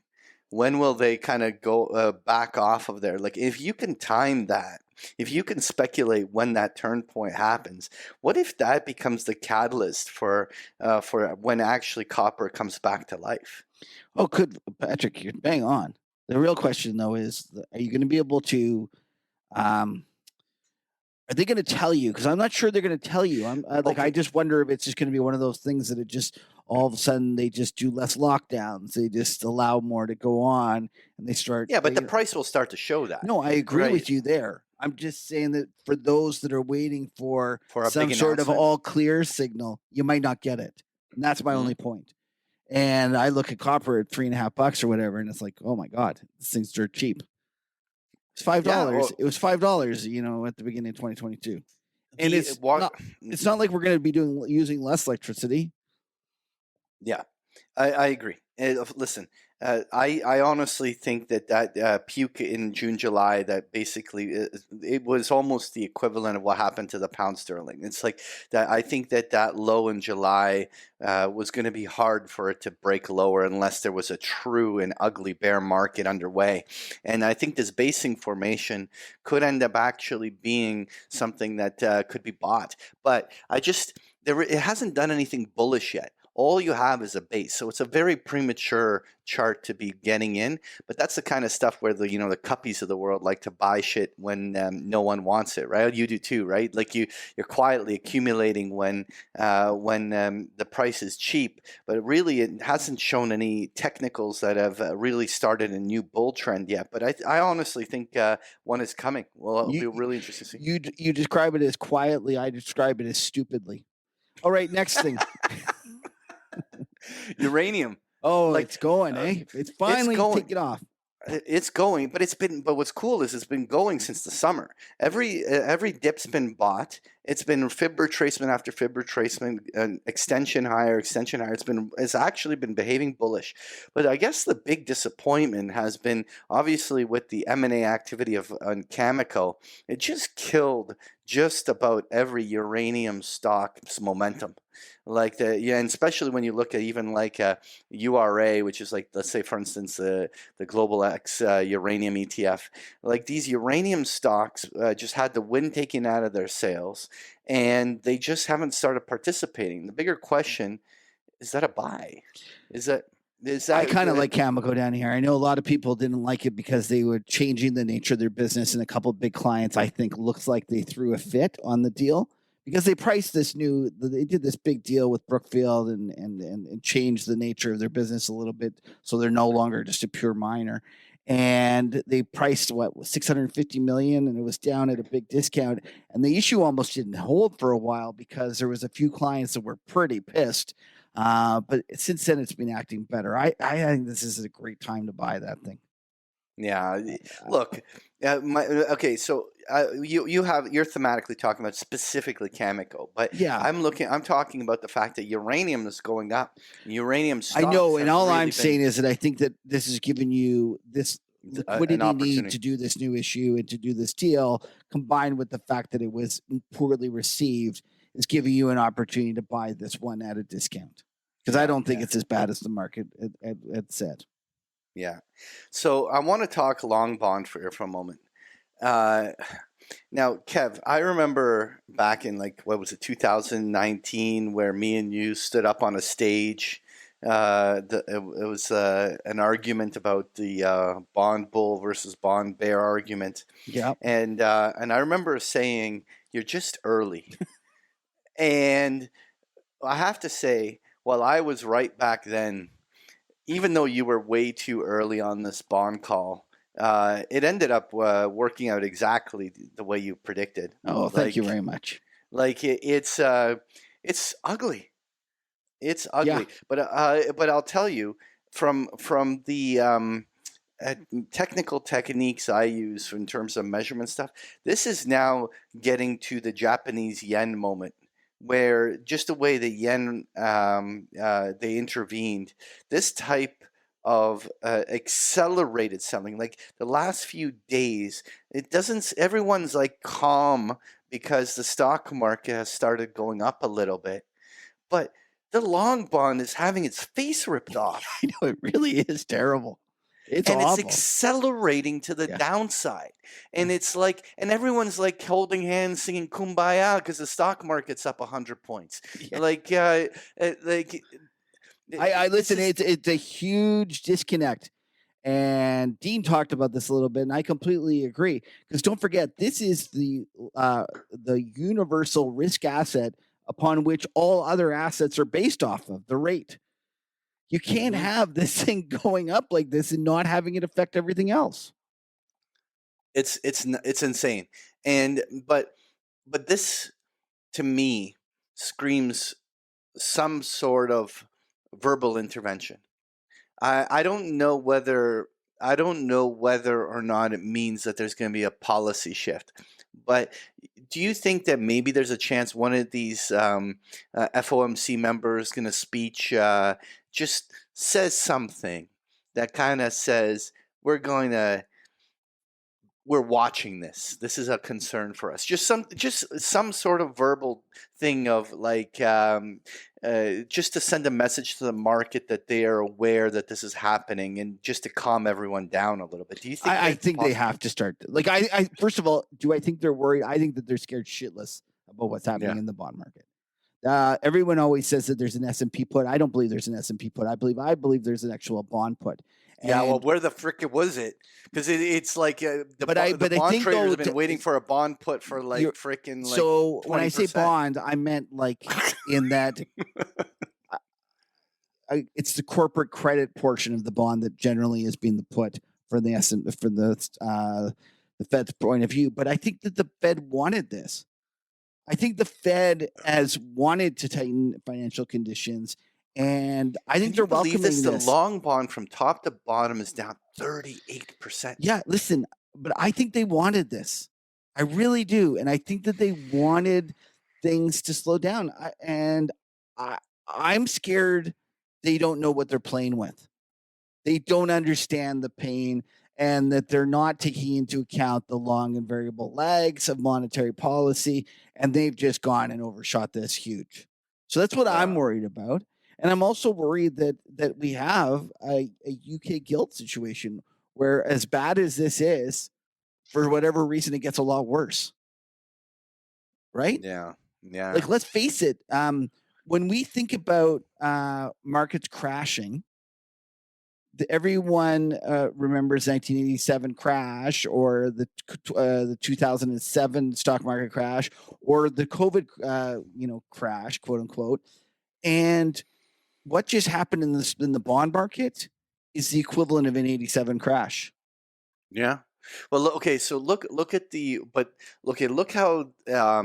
the British bond yield kind of blew off at the end before the intervention. Yeah, right? Like, and that's what I'm worried about. In like but it literally ripped. So you're talking yield now, just to make, for those who are listening. The charts. So previously Patrick was talking price. Now he's talking yield. So the gilts went from 3.5 to 5.25, basically 5.20, whatever it was on the 30-year. In the span of 3 days. Yeah. And so the thing is that what I feel like we're almost with these bonds, like here on the US, which is, it's like we're just starting to accelerate, but does something break? And like that it clearly broke when in the British market, but clearly nothing is broken yet in the U.S. So I agree. And is there a chance? I completely think that there's a better chance in the market, the market's probably the wrong word, than most participants believe. Because if you think about it, as you say, there's already all this pain there. Yeah. Like, what happens when people open their statements and they, they're in the 60-40, and they look in, and the fact is that they're now at forget 60-40. What if they're in the 40-60? Yeah, that's right. Yeah. Like, what happens if you were actually thought you were being conservative and you own too many bonds? It's brutal. I completely, I'm completely in your boat. How about the knock-on effects? All the dividend payers, any bond proxy has had their face ripped off. I mean, now finding stocks with 7% dividends is common because everything has been chewed up. Because you can't go and have all these bonds or these dividend-paying stocks trading at a dividend at the same yield as a treasury bond. I'm with you, Patrick, and I think the real problem is that this has gone on so fast that the economy and people haven't had a chance to really process it and digest it. And let's just think about the people that own, for example, a home with a mortgage and a variable rate. These things are just now starting to kick in at a point where they're like, holy shit, this is really affecting me. And this is why we talk about the fact that the monetary policy operates with a long and variable lag. And by being so aggressive, Powell has gone from being the most dovish, stupidish, easy Fed president or Fed chair that we've had in ages to now probably the opposite side, which is one of the most hawkish. Just I'm going to crank this thing, and you're going to be out of a job, and I don't care what what that means to the economy because I got to kill inflation. The guy, he's a menace. He's a menace, and he's a menace not because of his one policy that is now like I'm saying. Oh, this is because there'll be a lot of hawks say he had to do this. Now maybe that's the case, but then he shouldn't have been if he's going to be this hawkish now. He shouldn't have been that easy back in the summer. Yeah. Right. And that's my problem. He goes from it's like Dr. Jekyll and Mr. Hyde. Oh, man, Dr. but it Jekyll is or okay. whatever. But it is not just Powell. It's a committee, right? And it's basically it's set by him. And listen, there is a committee. There's a whole board. Yeah, like they're sitting there, and I think that they've gotten shamed into it by Elarian and Summers that have basically felt they were making a mistake. And I listen. Fine. At that point, they wanted the Fed to raise rates, and then the Fed started raising rates. They should now shut the fuck up and stop making it worse. The Fed's got it. They got your message. You don't need to keep, doing your victory laps like they keep doing. Yeah. And it's kind of and it's making me frustrated because I feel like by them keep hammering on it, they're making it worse. So they're ensuring almost there's a policy error on the other side. Yeah, oh, for sure, because it's the behavior and response mechanism, right? Like, anyway. But so one last thing I want to say, I contend that Powell will be one of the most disliked individuals out there before this is all through. Yeah, you know what though. Now that we're having this conversation, it really makes me ask the question, like, no different than what the Bank of Japan did today. Like, is there a surprise coming with the out of the Fed? Like they're just gonna. I don't think Patrick. They need to stop this. Even if they stop today, I think that the fact that they've raised rates so quickly, so fast, that even if they pause today, it's probably too late. They broke it. I think so. No, I think you're going to get. And this is funny. So like, one second. Then the question is, how can you not be bearish equity then? I am getting nervous or more nervous for the long run. But I think that you get once they pause, you get a rally. Yeah. So you get a rally when they pause, and then we're gonna get that rally because I feel like people are underinvested. There's a lot of things. We're gonna get a rally, and then I'm gonna stop and think about it and to try to determine how much pain have they caused to the real economy. And I don't know that answer yet. So I'm gonna agree with you in one thing. Like people forget that when the Fed pivoted in the great financial crisis and they started all of their QE and intervention, the market still, even though it reacted initially, still kept going down for many, many months afterwards. Well, but Patrick, to that point though, look at what happened when they stopped raising rates. You got a rally. Yeah, no, I'm saying like you're going to get a reaction. Yeah. And so everyone waiting for this Fed pivot is not the start of the next bull market. Typically, the Fed will only pivot once they broke something. And then once they broke something, they have to fix it. And that means that things could be out of whack for an extended period of time, right? Yeah. Yeah, so anyway, I'm not like okay. My God, we're scaring ourselves out. No, because I think that you're going to get a ripper of a rally. I still think you're going to get a ripper. I think. Well, yeah. I think that the right tail is underappreciated. I think that a lot of people are underinvested. No, it's interesting is that one of the things that I've been doing with all my members is like, look, you can go long this market, but you got to do it in some sort of with some sort of optionality, some sort of convexity, or like, you know what? If you open bull call spreads or you buy protective hedges out of the money or you do something, just have some sort of way to make sure that you're not delta one on the downside if this whole thing shits the bed, and otherwise because it's a reasonable chance we're going to get that short term bounce, but you got to have some sort of way of managing through it, right? Oh, completely agree. And I just and then you go look at 5-year notes yielding 4.25 or whatever they are. Like that's great yield. We haven't been here in ages. And go look at like 2-year tips. You can get 2% or whatever it is after inflation. So you're going to get inflation plus. And that to me is the one that's like was most shocking. I never expected real yields to go this high. I thought nominal yields would go this high. I didn't think real yields would go this high. Anyways, what else you got, Patrick? All right, just quickly talking developed markets. Nikkei's been sort of in a muddle. What's your thinking in terms of the impact on the Japanese stock market from this whole currency debacle? So as they do the YCC, the yield curve control, they're forced to create more yen, which is ultimately going to make more inflation, and that's part of the reason that the yen is going down in price. But ultimately, this is all good for their stock market. Yeah. And I love it. And I think that the stock market, if you look at the stock market on a relative performing basis, it's been a terrific place to be. Yeah. And what's interesting is that you look at, for instance, the performance of when you are hedged on the yen, it looks a lot like this Nikkei chart. But you take the EWJ, which is the looking at the Japanese stock market, but unhedged for the currency, it was annihilated. Obviously, predominantly because of the currency impact.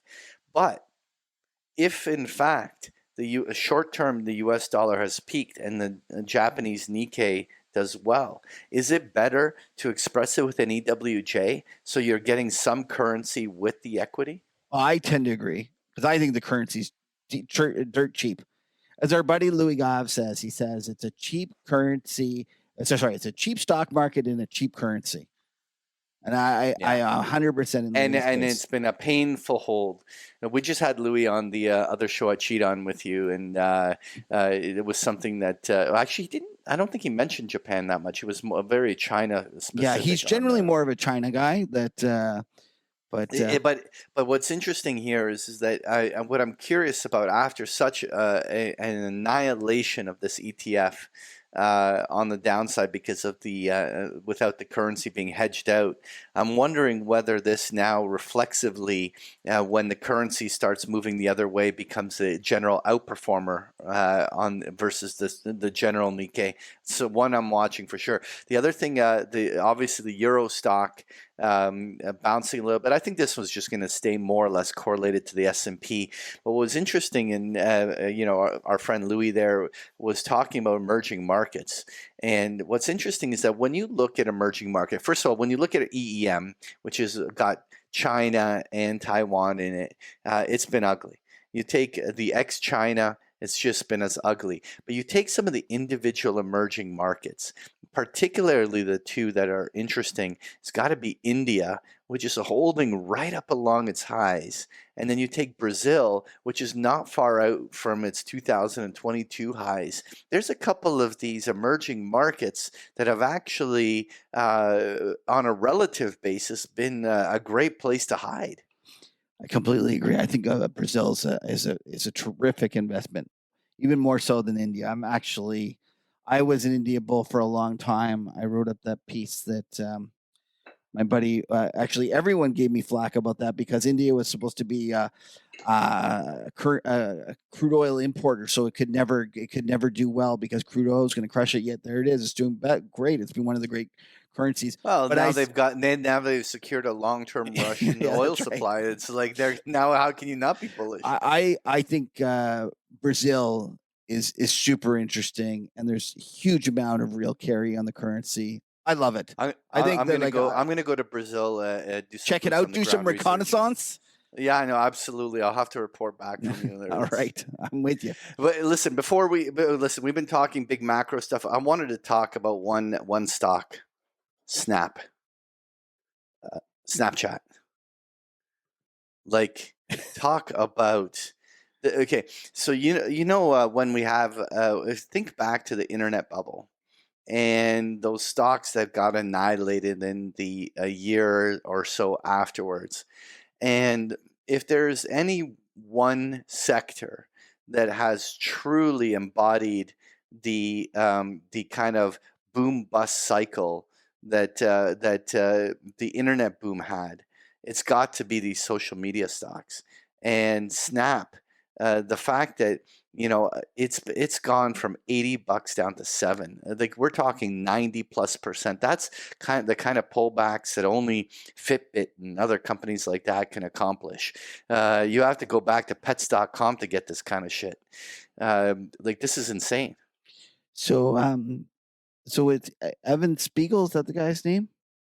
Yeah. And he's gonna. I wonder if the model's gonna trade him in.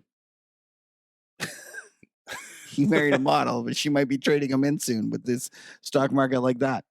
There you go. But listen, like look at this global social media index. Like it peaked in 2021, and it's just been murdered. Obviously, very heavy in China social media, but it's down 70% basically from top to bottom in what has been one of the only chart that looks worse than this has got to be cannabis. It is terrible, isn't it? Yeah. That cannabis is just god awful. The fact that I'm not saying that you should be thinking about buying it is probably a sign that you should be thinking about buying it. But it's awful. No, but like literally only Snapchat's percentage return is worse than cannabis. Yeah. like this, but the point is that this has really been those kind of like boom busts. But it shows you what, Patrick. Just one little pushback. I always say that markets over the long run actually do work, and this is one of the things that I'm always like amazed that people think that there's no inefficiencies in the market. Well, look at this. There's huge inefficiencies there. You just had to. It's just extremely difficult to capitalize on them. Like when marijuana was like when that index was at that point, a lot of those valuations were at levels that you knew there was no way that they were ever going to be able to live at that. Yeah. Right. Same with Snap and all these other things. And maybe, just maybe, and I'll let you maybe give us the your chart reading. Maybe there's another stock like that. Starts with a T and ends with an A. Oh, come on. Don't even say that. Come on. Why don't you at least just give me your analysis? Well, you know what? Like in terms of the downside in Tesla, well, listen. No, you're assuming I'm thinking this is going down. He's a wonderful human being that's going to change the planet, and he's doing all sorts of great things. And I'm sure that like buying Twitter. He told me on or not. He told you, not just me, everyone, but me. He told you. He gave you that a call. It was going to be worth more than Apple and Saudi Aramco combined. Do you think he'd lie to me? Hold on, joke. Come on, are you telling me he'd lie to me? Oh, come on. He said that? He did. He told me that. I'm not shitting you. He actually did say that on an earnings call. That's awesome. So what do you think? Give me your technical voodoo magic here. Well, I have to say this chart looks like shit. But you know what the problem is that if the whole market bounces, it's indexed, so you're going to get a reaction on it. But like this has been making lower highs, lower lows, lost all its momentum. Actually, I've met a number of people out here that are all in on Tesla. There's a lot of Tesla people out there that are disappointed right now. It's sort of like being in crypto, right? Yeah, like just hang in there though. It's going to be worth more than Saudi Aramco and Apple combined. He told me. But they make great cars. Not only that, look at he's got the robot coming. They're gonna be all taxi. Your Tesla's gonna be a taxi soon that you could just let it go out, like you just kind of say, see you later once you're done with it, and it just takes off and then you're gonna earn your money. Nothing could go wrong. There's nothing. This stock is like there's no way it's not going to work. Tell me what you really think. That guy's such a. I think you're holding. Yeah, back. okay, fine. That guy's such a jackass. I think we're close, and I don't want to go through my trade or whatever. How about Twitter?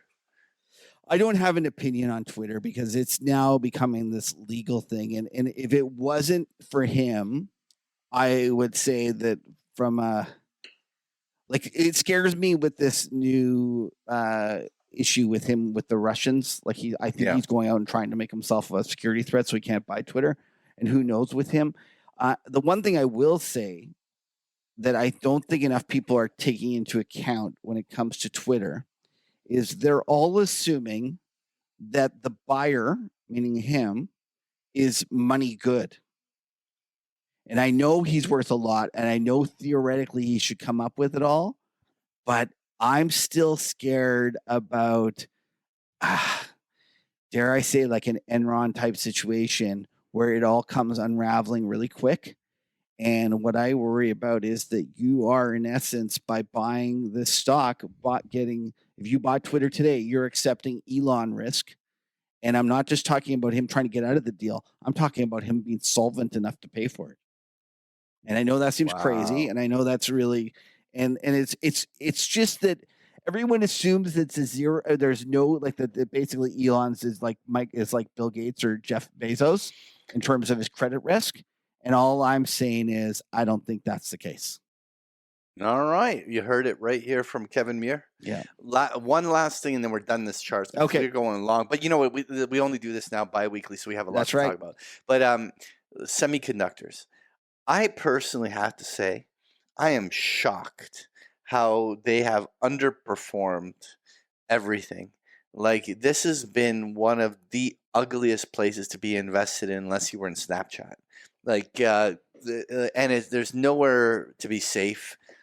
NVIDIA getting murdered, Intel getting murdered, AMD getting murdered. You name it. It doesn't matter. Qualcomm, whatever. Anything that's semiconductor. And you would think, like, with all this stuff about China and semiconductors and all these things, you would think that there would be at least a little bit of a buzz here. And these things just keep getting slaughtered.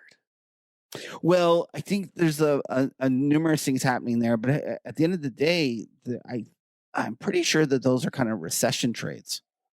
That if I remember correctly, that recession trade, but like, why should it be so bad relative to look at the way this thing is traded versus, okay, fine, I guess it does look a little bit like the QQQ, right? Like, I mean, yeah, you know what, to be honest, it's just the same trade.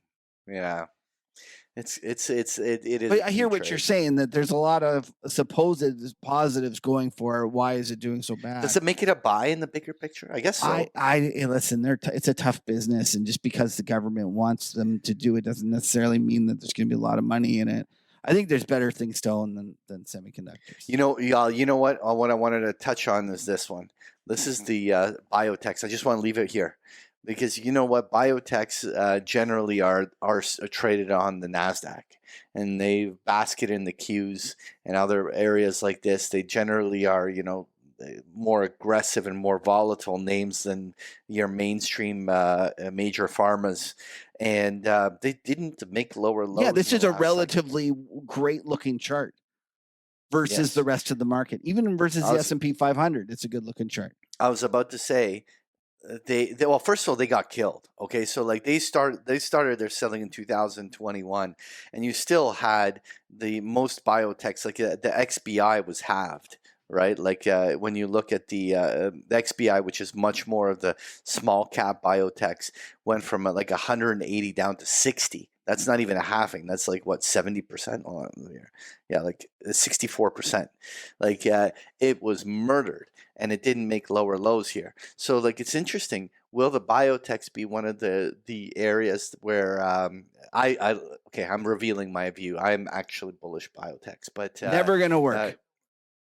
I'll tell you why. Tell me. I'm long too. Oh, no. Sorry, bud. I didn't know. I didn't know. Now I'll go. One of us should take the hit. You go first. All right. Anyway, that's all I got. God, you goochered it. I goochered it. It's okay. It's just a small position for me. You're probably okay. All right. It's time for. Wow, we went along. Like, it's time for skin in the game. Yes, it is. And your walk of shame. My walk of shame. Am I losing now? Have I blown my 20? I am like the Blue Jays. You are like the Blue Jays, like the Maple Leafs. Like, yeah. I'm just. You know why? Because I'm in Toronto, and you've taken off, so this is perfectly appropriate.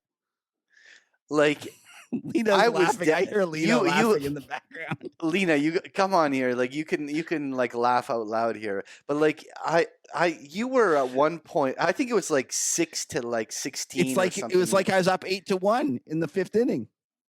Yeah, it was And you know what? It doesn't matter if I lose anymore. It was all about the comeback. Oh yeah, You know what? it's all right. Right now, for at least one moment, I can take the 1 point victory lap, like the big comeback. Yeah. It's Well, listen, I'm going to stick in Toronto. I'm probably going to lose.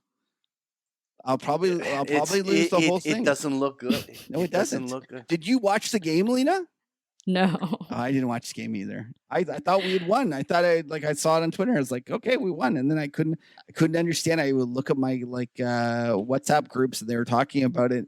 And I'm like, what's happened here? I don't really get it. And then I finally figured out that they pulled the Leafs.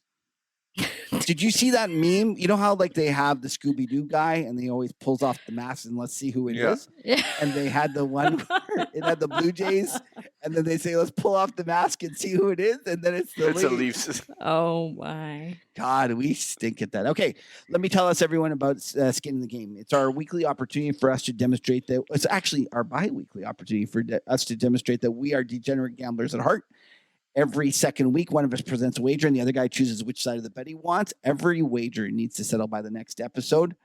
And we're going to play to 50. And the loser of the match is going to take out 3 lucky or unlucky, depending how you think about things, Market Huddle listeners for a dinner where they can grill them about how he had so many bad calls.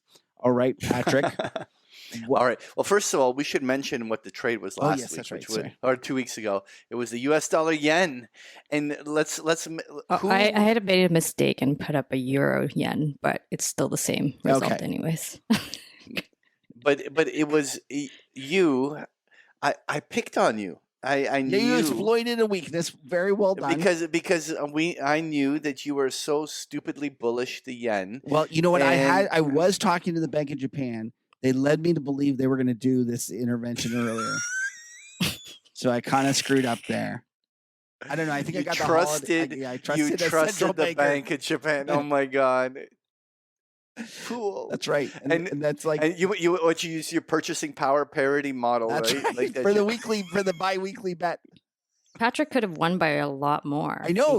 Let's remember. You gave him an option, 1 to 10. Any bet, you'll be up for it, and then he said 4. Yeah, just cowardly. Cowardly. So just to beat you by 1 point. So although this was technically a win, let's just agree that it was really a loss. 6 points left on the table. Yeah, I lost miserably. So here's my chance. Okay, what do we got going? All right, so here's the bet for the week. I'm going to go right after the jugular. Oh, God. The 30-year yield. Oh, come on. Really? Yes. And I'm going to even handicap it. We're going to go 2 weeks out, over, under, 4.25.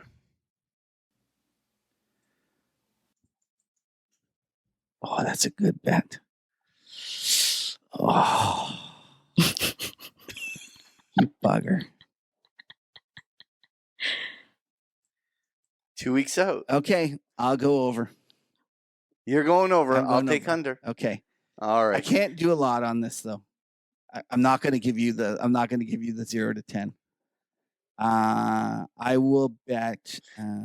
Just pick a number. I'll take it. Oh, you're doing your so if I said 10, you do it? Well, okay. Well, okay, no. I'll reserve the right. You understand? If you were on a bond desk and said shit like that, and then someone sized you, and you went and backed off. Yeah, I would have been clean. Yeah, I would have been clean. All right. Let me listen to your proposal and offer, and I shall assess it. I'll run it by the compliance and risk department.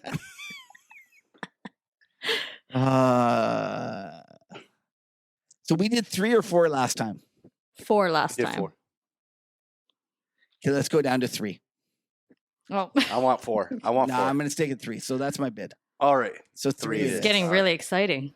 Well, we got to time this so that we last. I'm trying to think about maybe a Christmas time dinner. So I got to time it properly. You're pacing it. Because if I start betting 10s, we'll be there next week, right? Like 2 10s and it's almost over. So I gotta time it a little bit. All right.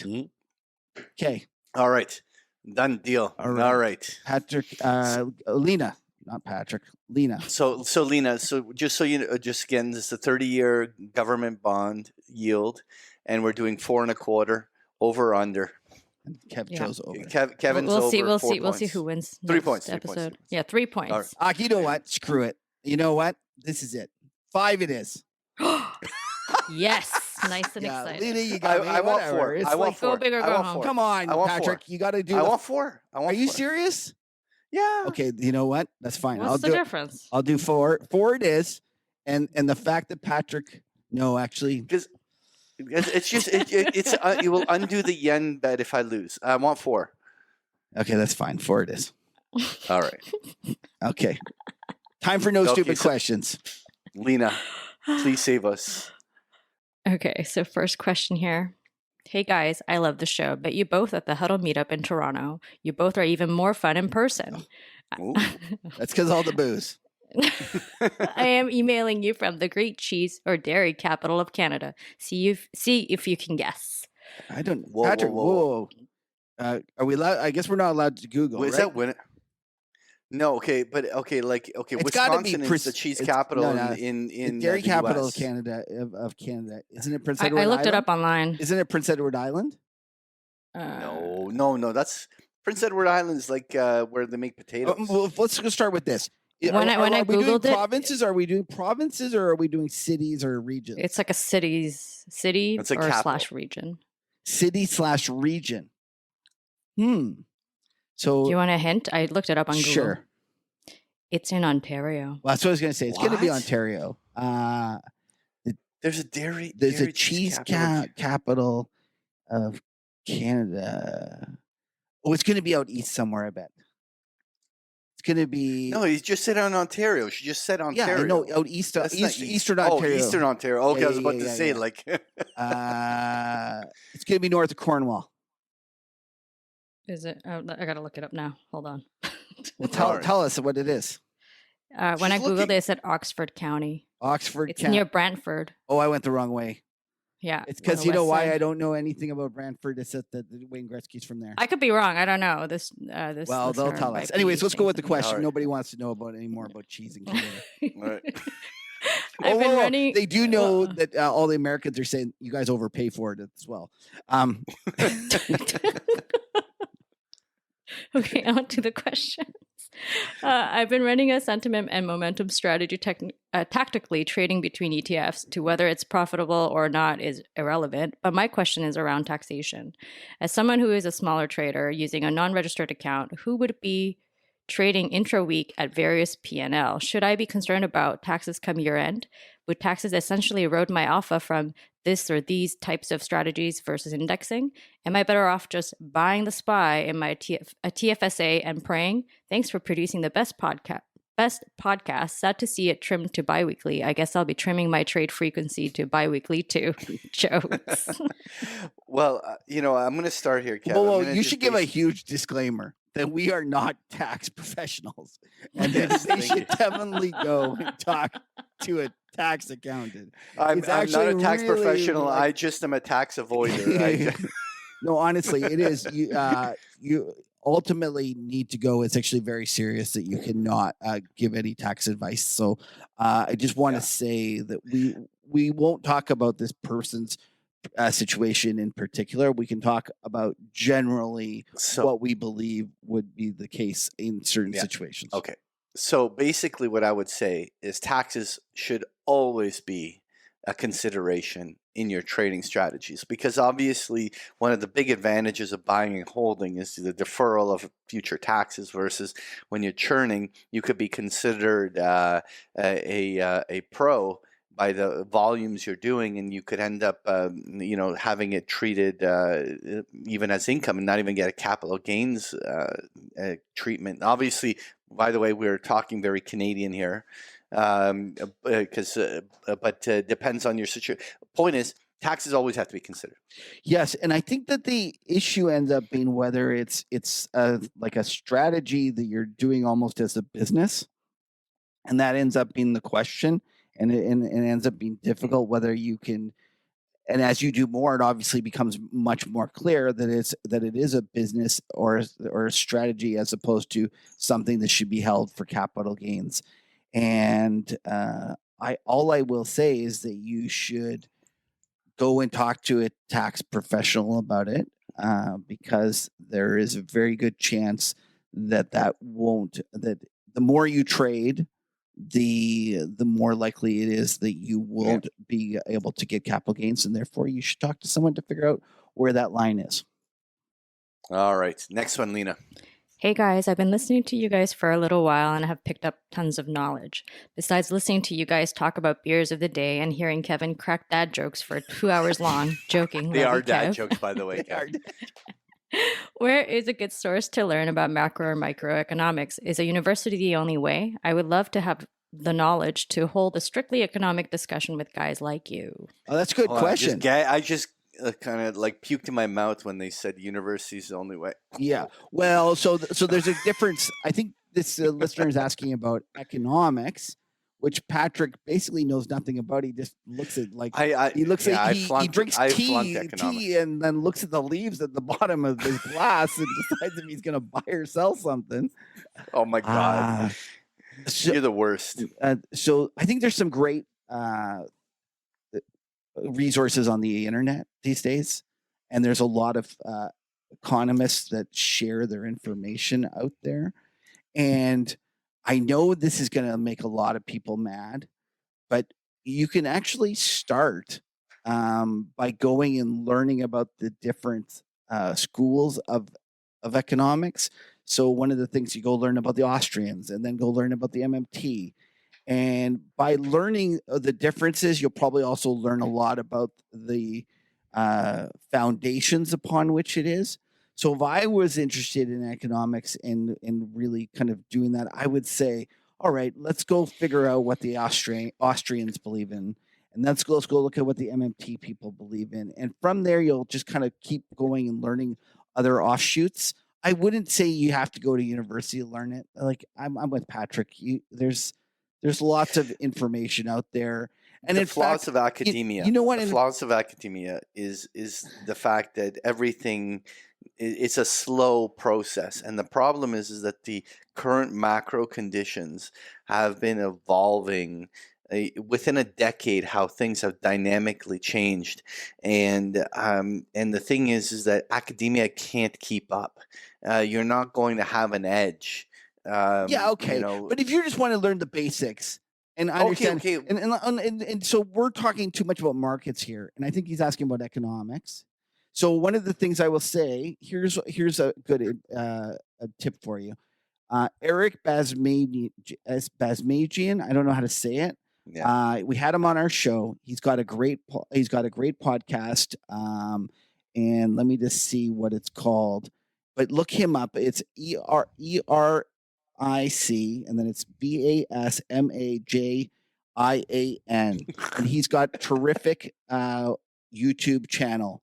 And he goes through, and his thing is called EPB Macro Research. And a lot of the stuff he does is very much centered in macroeconomics. In terms of micro, I don't have any advice for you because I think it's useless. I wouldn't learn it anyways. I would just focus on the macro. But Eric would be a good place. The other thing is go read go look at like I love MMT, and I know everyone says, oh, it's a failure and stuff. I don't love MMT because it's the solution to all our problems. I love MMT because it actually explains how the economy and markets work much better than most people realize, and it provides a foundation in terms of understanding the plumbing and how that might relate to markets. So there's a couple of, so go read Stephanie Kelton's book, go look at Randall Ray's stuff on YouTube. And before you go sign up for any university, just go and start learning and going down the rabbit hole. And there's amazing resources. There's tons of stuff on YouTube.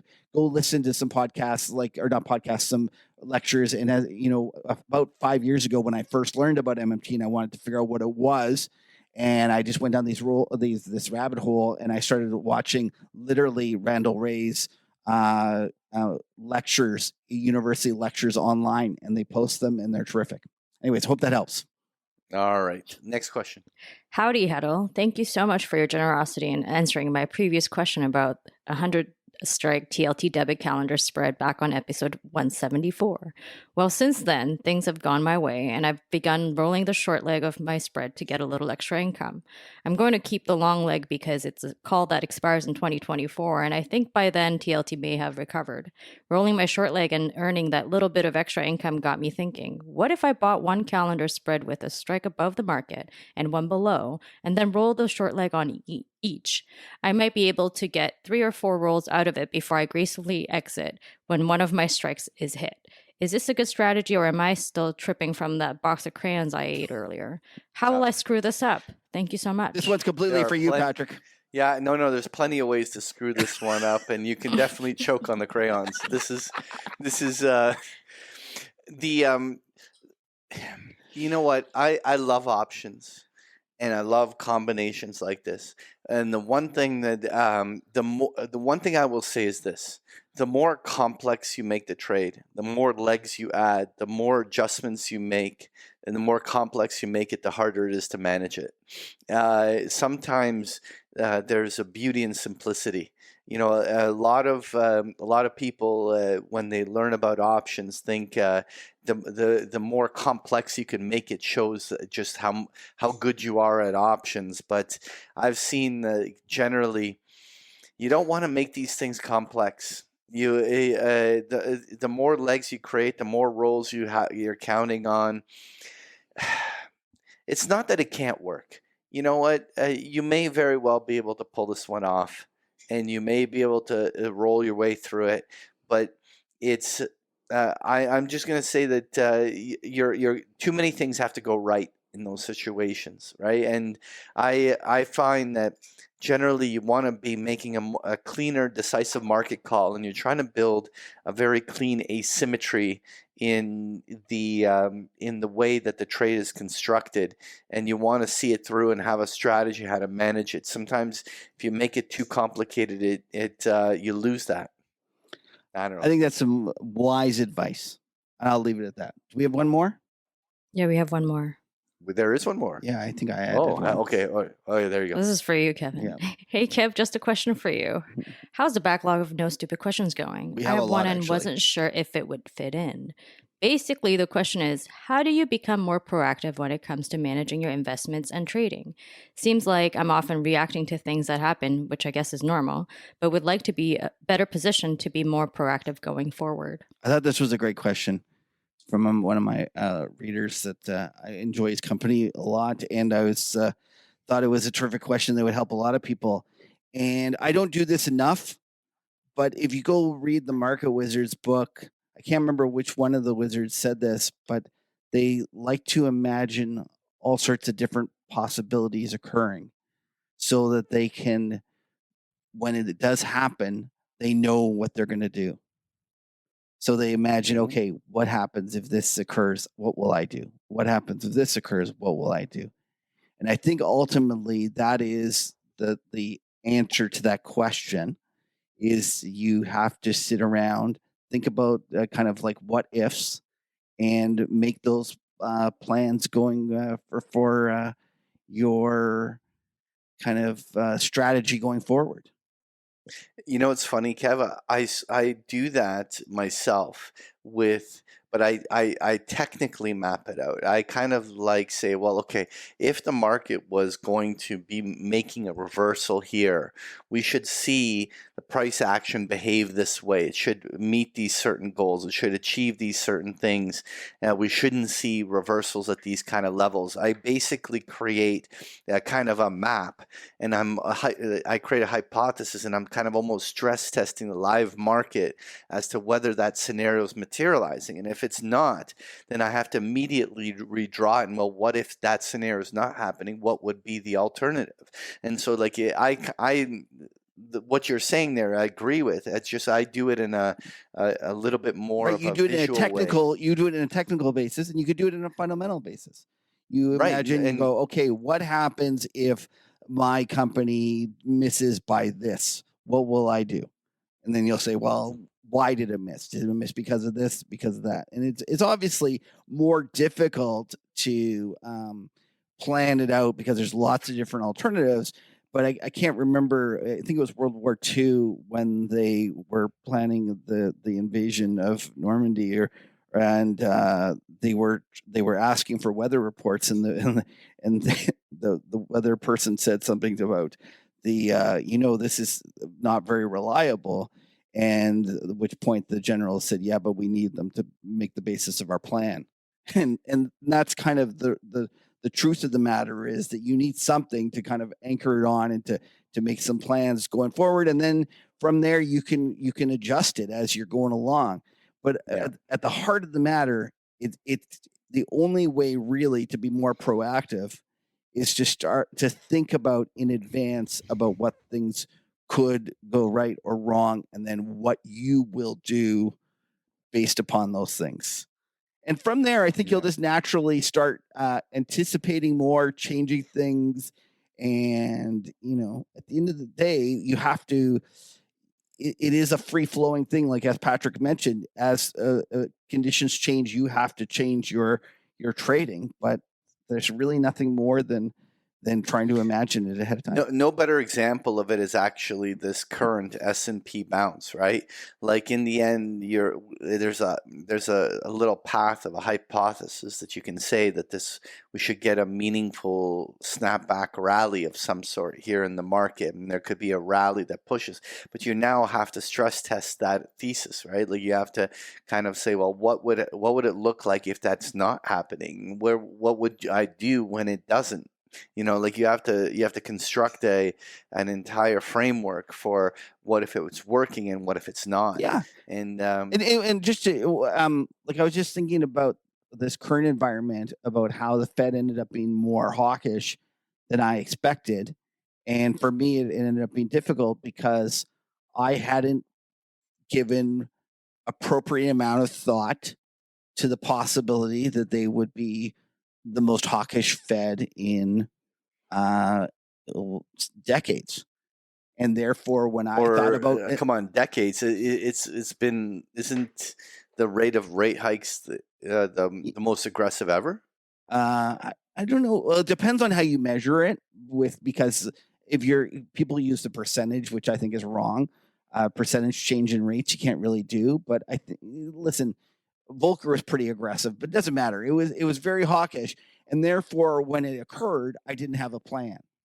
Now, you can't sit around thinking about everything. Like, what are you going to do if it's something completely out of the blue? But at the same time, there are lots of things like that I should have been more ready for, and I should have had a plan. Like, if this is occurring, then I should have adjusted it that way. All right. Hope that helps. All right, yeah. Lena, where can they submit their questions? So if you have any questions for Kevin and Patrick, please submit your questions to nostupidquestions@markethuddle.com. Thanks for tuning into the Market Huddle. We appreciate you spending some time with us. Please follow us on Twitter at the Market Huddle. We're there every day. Lena gets tired of talking to Patrick and myself, so go give her a shout out. You can listen to the Market Huddle on all the networks: Google Podcasts, Podbean, Spotify, Android Play, iTunes, and YouTube. A lot of people watch on YouTube to see all of our charts and visuals. And while you're there, please like and subscribe to get our latest content. Patrick, where can they find you? You can find me at bigpicturetrading.com or on Twitter at Patrick Seresna. Kev, where can they find you? That amazing newsletter you write. Oh, God. You can check me out on Twitter at Kevin Muir, or you can go have a look at my website at themacrotourist.com. And listen, we can never have too many friends. Bear market, bull market. We're just happy to spend some time together on this crazy ride. So now stick around for the after show.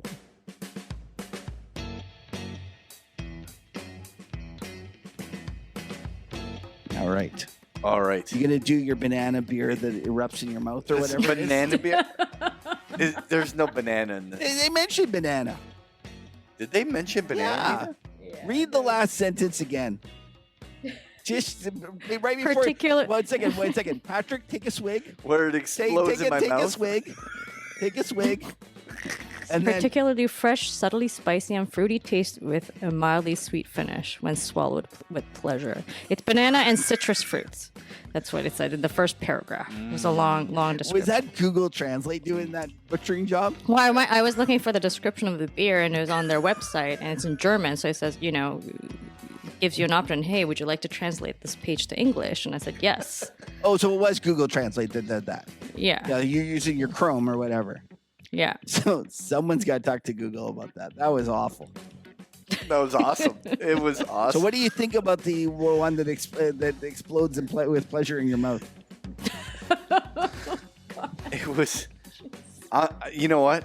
I'm giving it 8.8. Oh, he loved it so much. It was wonderful. I'm drunk, my clearly. goodness. All right, let's just. No. Anyway, was it good?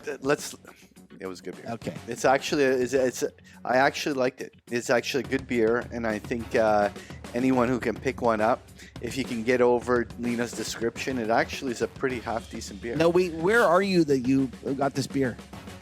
Actually, they were just selling it in Lisbon. Oh, you're back in Lisbon. Oh, okay. So it's you just chose a German one. Ah, okay. So yeah, last week I was in Morocco. Oh yeah, the camel ride. Listen, the camping. You did not send me pictures. I got nothing on the Twitter about the camel ride. How did it go? No, I did not. It was one hump. It was a one hump, and it made it very uncomfortable. I can imagine. But, just that one hump, and you have to sit on it. You can't even go in between the humps. No, you're sitting on the top of the hump. It's just awkward. Is it? No, but no. What's hilarious is that when you're on these camels, the way that they kneel, it literally, if you don't hold on to the handlebars of this thing, there's no handlebars. Let's try this again. Let's try this. There are handlebars. They give you handlebars on the camel. It's on the stupid North America, and they're like, exactly. Give them the one with the handlebars. The tourists give them the handlebars, but literally. When it kneels to let you off, if you are not holding on, or if you're drunk or something, you would fly right over the front of the camel. It kneels and just throws you forward. It is the most hilarious thing. I honestly thought I was gonna die. So, what was your camel's name? I didn't have a name for the camel. Come on, you didn't name him yourself? You would think I should have. You should have. It was an amateur move. It was. It's bullshit. And how long were you on the camel for? We did it was over an hour.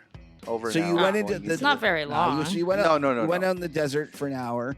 Yeah, basically they take you to a drop-off point, and you take the camel ride into a glamping luxury camp in the middle of the desert, and you would think that this is a campsite or something. I'll tell you, I stayed in 4 different cities in Morocco, and the most luxurious room was in the desert.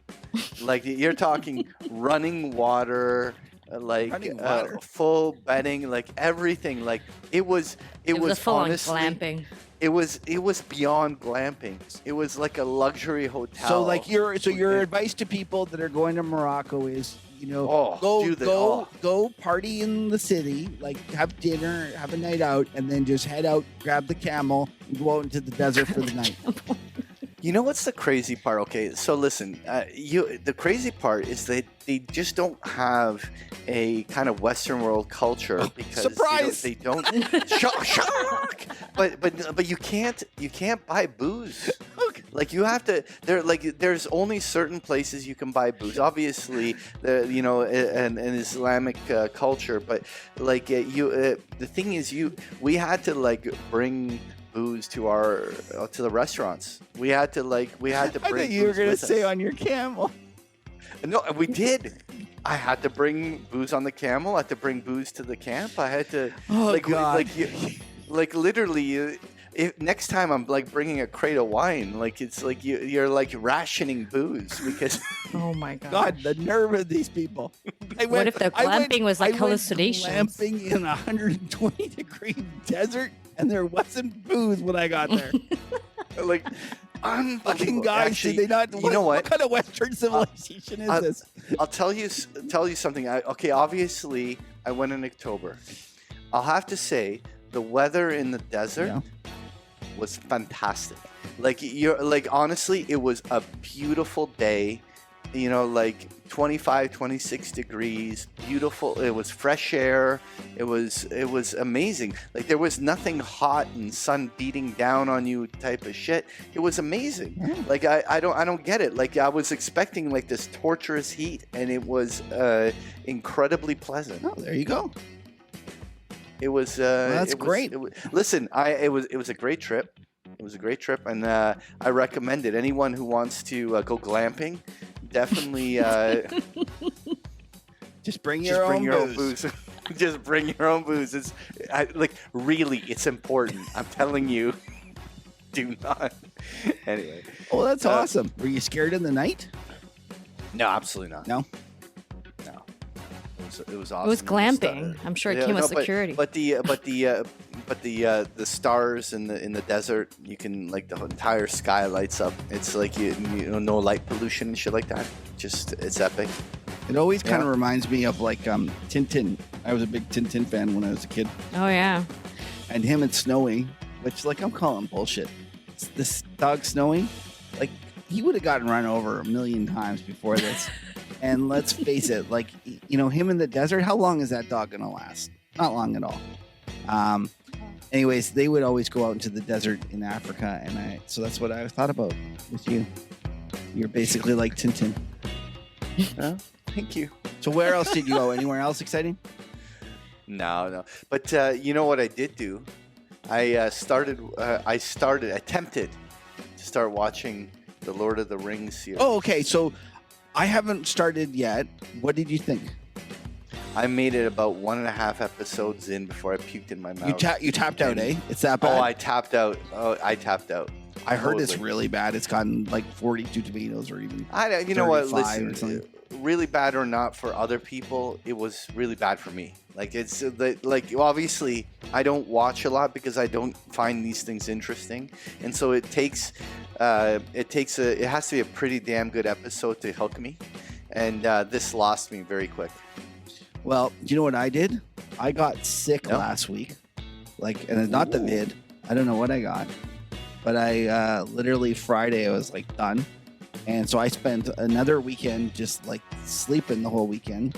And while I was doing it, I ran Arrested Development in the background. So I watched like the 4 seasons of Arrested Development twice as they constantly ran in the background, kind of like, you know how you go to the dentist. So good. Classic. The money's in the banana stand. And you know that show, I didn't appreciate. There's so many little things that you don't really appreciate until you see it again, and then you're like, oh, that was good. Oh, it's so good. Yeah, no, that It's was so good. The money's. And you in know, the banana the two seasons with Netflix that I didn't like at first, they're still not as good as the original, but they're better than I thought. But the one interesting thing is they really got old in between. I don't know how long was it between those two, like when they A brought long time. Was it? I'm pretty sure. Anyways, did you watch anything interesting, Lena? Do you know Clerks? Yeah, like the old So the third one is out, and so Isn't Luke a big fan? Yeah, he's a big fan No, of Kevin Smith. Well, didn't so- Kevin Smith come? Because my wife was saying, "Do you want to go? We can go to a show." He was here, but we had other engagements, so he couldn't go. Yeah, that's where for his birthday you did the video. Oh yeah, last year was it? Just last the way year or we year got before? the cameo for you. Yeah, we there. got him. I got him a cameo from Kevin Smith, wishing him a happy birthday. Lindsay Lohan or Kevin Smith? That's an easy one. Yeah, that's easy. No, I mean yours rock. Yeah, no, it was good. I have she still looks so good. Yeah, she really pulled it off. You guys are being But sarcastic. yeah. No, Anyway, she was. Clerks 3 is out, so Luke's like, "Oh, let's watch this." I was like, sure. And he's like, wait. But we got to watch the first two to catch up You gotta just in get your case. And I was like, get yourself in I'm the like, mood. I've seen them. Like, I've seen all Kevin Yeah. Smith movies. And he's like, okay, so let's do a Clerks marathon. So How was it? We haven't seen the third one just yet. That's like for this weekend. But we watched the first two again. It's classic. It's good. It's hilarious. Clerks was So- the Ben Affleck, right? No, Clerks is I think it is. Ben Affleck has like a cameo in the second one, I think. Oh, really? Yeah, the first one is it's all in black and white, and it was like super low budget. Yeah. Oh, I didn't. So You're right. Clerks yeah. 2. Yeah. Ah. It's actually that's the only one I know. Then I don't know Clerks 1. Because, Oh, you got to watch the first one and then watch the second one, and you're like, oh, all those jokes, and the second one makes sense because of the first one. And what was his big movie? There was Kevin Smith had a big movie. Chasing Amy. Yeah, that was the one. Yeah, that one was with Ben Affleck. Oh, that's why I'm getting it confused. Okay. Oh, that's he's the main character there. Yeah. That's right. And Jason Lee's in it. Yeah. No, that's good. All right. Okay. Well, I wanted to watch Fubar, but he what's wanted to watch Clerks. Fubar? Fubar, the movie? I don't know that either. I don't know. Like fuck. Oh, you don't know it? fucked up beyond all- It's a Canadian movie. Really? It's like Here it oh my is. God! Wait a second. Fubar, the 2002 film. No, you guys don't know this I movie? know. No. Hold on a second. I think I know it. This is small recollections here. For a moment, What is it? You gotta look it up. It's about headbanger Oh my- subculture. It's kind of like Wayne and Garth, but more Canadian and lots of drinking involved. Really? It sounds like it's right up our alley. I'm my surprised God. you guys don't know it. Okay, listen to this. oh my God! That's what the shooting budget was in dollars. For I don't Fubar, know. I don't know. Like, $10. Basically, our night at drinking at the bar was almost more. It was 10 grand. That's how much they spent to make this movie. That's awesome. Think of the return on investment. Well, somebody's gonna have to Photoshop your faces on the that's Fubar like the poster. success there we of go. like Blair Witch. That's right. That's like- That would be awesome. I'm Yeah, definitely so- the guy on the right. I think. No, maybe not. I don't know which guy I No, would be. Age of computer. Let one of our guys figure it Yeah. out. Don't make any suggestions. Let's see what they can figure out. Yeah. But Oh my god. it's like the Blair Witch Project, which was like fucking $20,000 to make it, and they It's like a made- mockumentary style. Yeah. Oh, this is so good. I'm gonna watch. I'm surprised you guys didn't know about this movie. Yeah. I for sure thought you guys would know. This. Do they live in this? I use the word Fubar all the time, and I didn't know there was a movie about There's it. 2 movies actually. There's a Fubar 2. I didn't know. Well, with a 10,000 budget, it's easy to freaking Yeah. make a second one. It's from Calgary. Calgary Cult Classic. How did Lena find this? Is what I really want to know. Well, she lived in Calgary. Oh, is that what it is? Well, that's not why I know it, but I don't know how I know it. I just Did you live in I think- Calgary? yeah, I did live in Calgary for 4 years. Oh, how did you like that? Oh, I loved it there. It was really nice. Everybody was super nice. You get like 10 days off in July for Stampede. Like, The city shuts You know. down like everyone? yeah, and then everybody's literally drinking for 10 days straight. Oh, they like to Um, party that Stampede, don't they? You get Chinooks in winter, so you get like 20-degree weather once in a while in winter. And then you get the snows in the summer. yeah, you get like hail, golf ball size hails Yeah. in August. Yeah. Good times. What's not to like? Okay, well, listen, All I'll right. let you go off and watch. I'm going to go, Patrick and I are going to go watch Fubar, and Yeah. you're going to watch Clerks 3. Yeah. Thanks for everyone for tuning in. Have a safe couple of weeks, and we'll see you 2 weeks from now. All right. Have a great one, everyone. Cheers. Bye-bye. I screwed up. I said fuck on the side of fucks. Did you hear that? Oh, I it's side fine. of fucks. People will be fine. It'll be fine. Oh, God. Leave it all in. I was like, oh, well, side of fucks it is.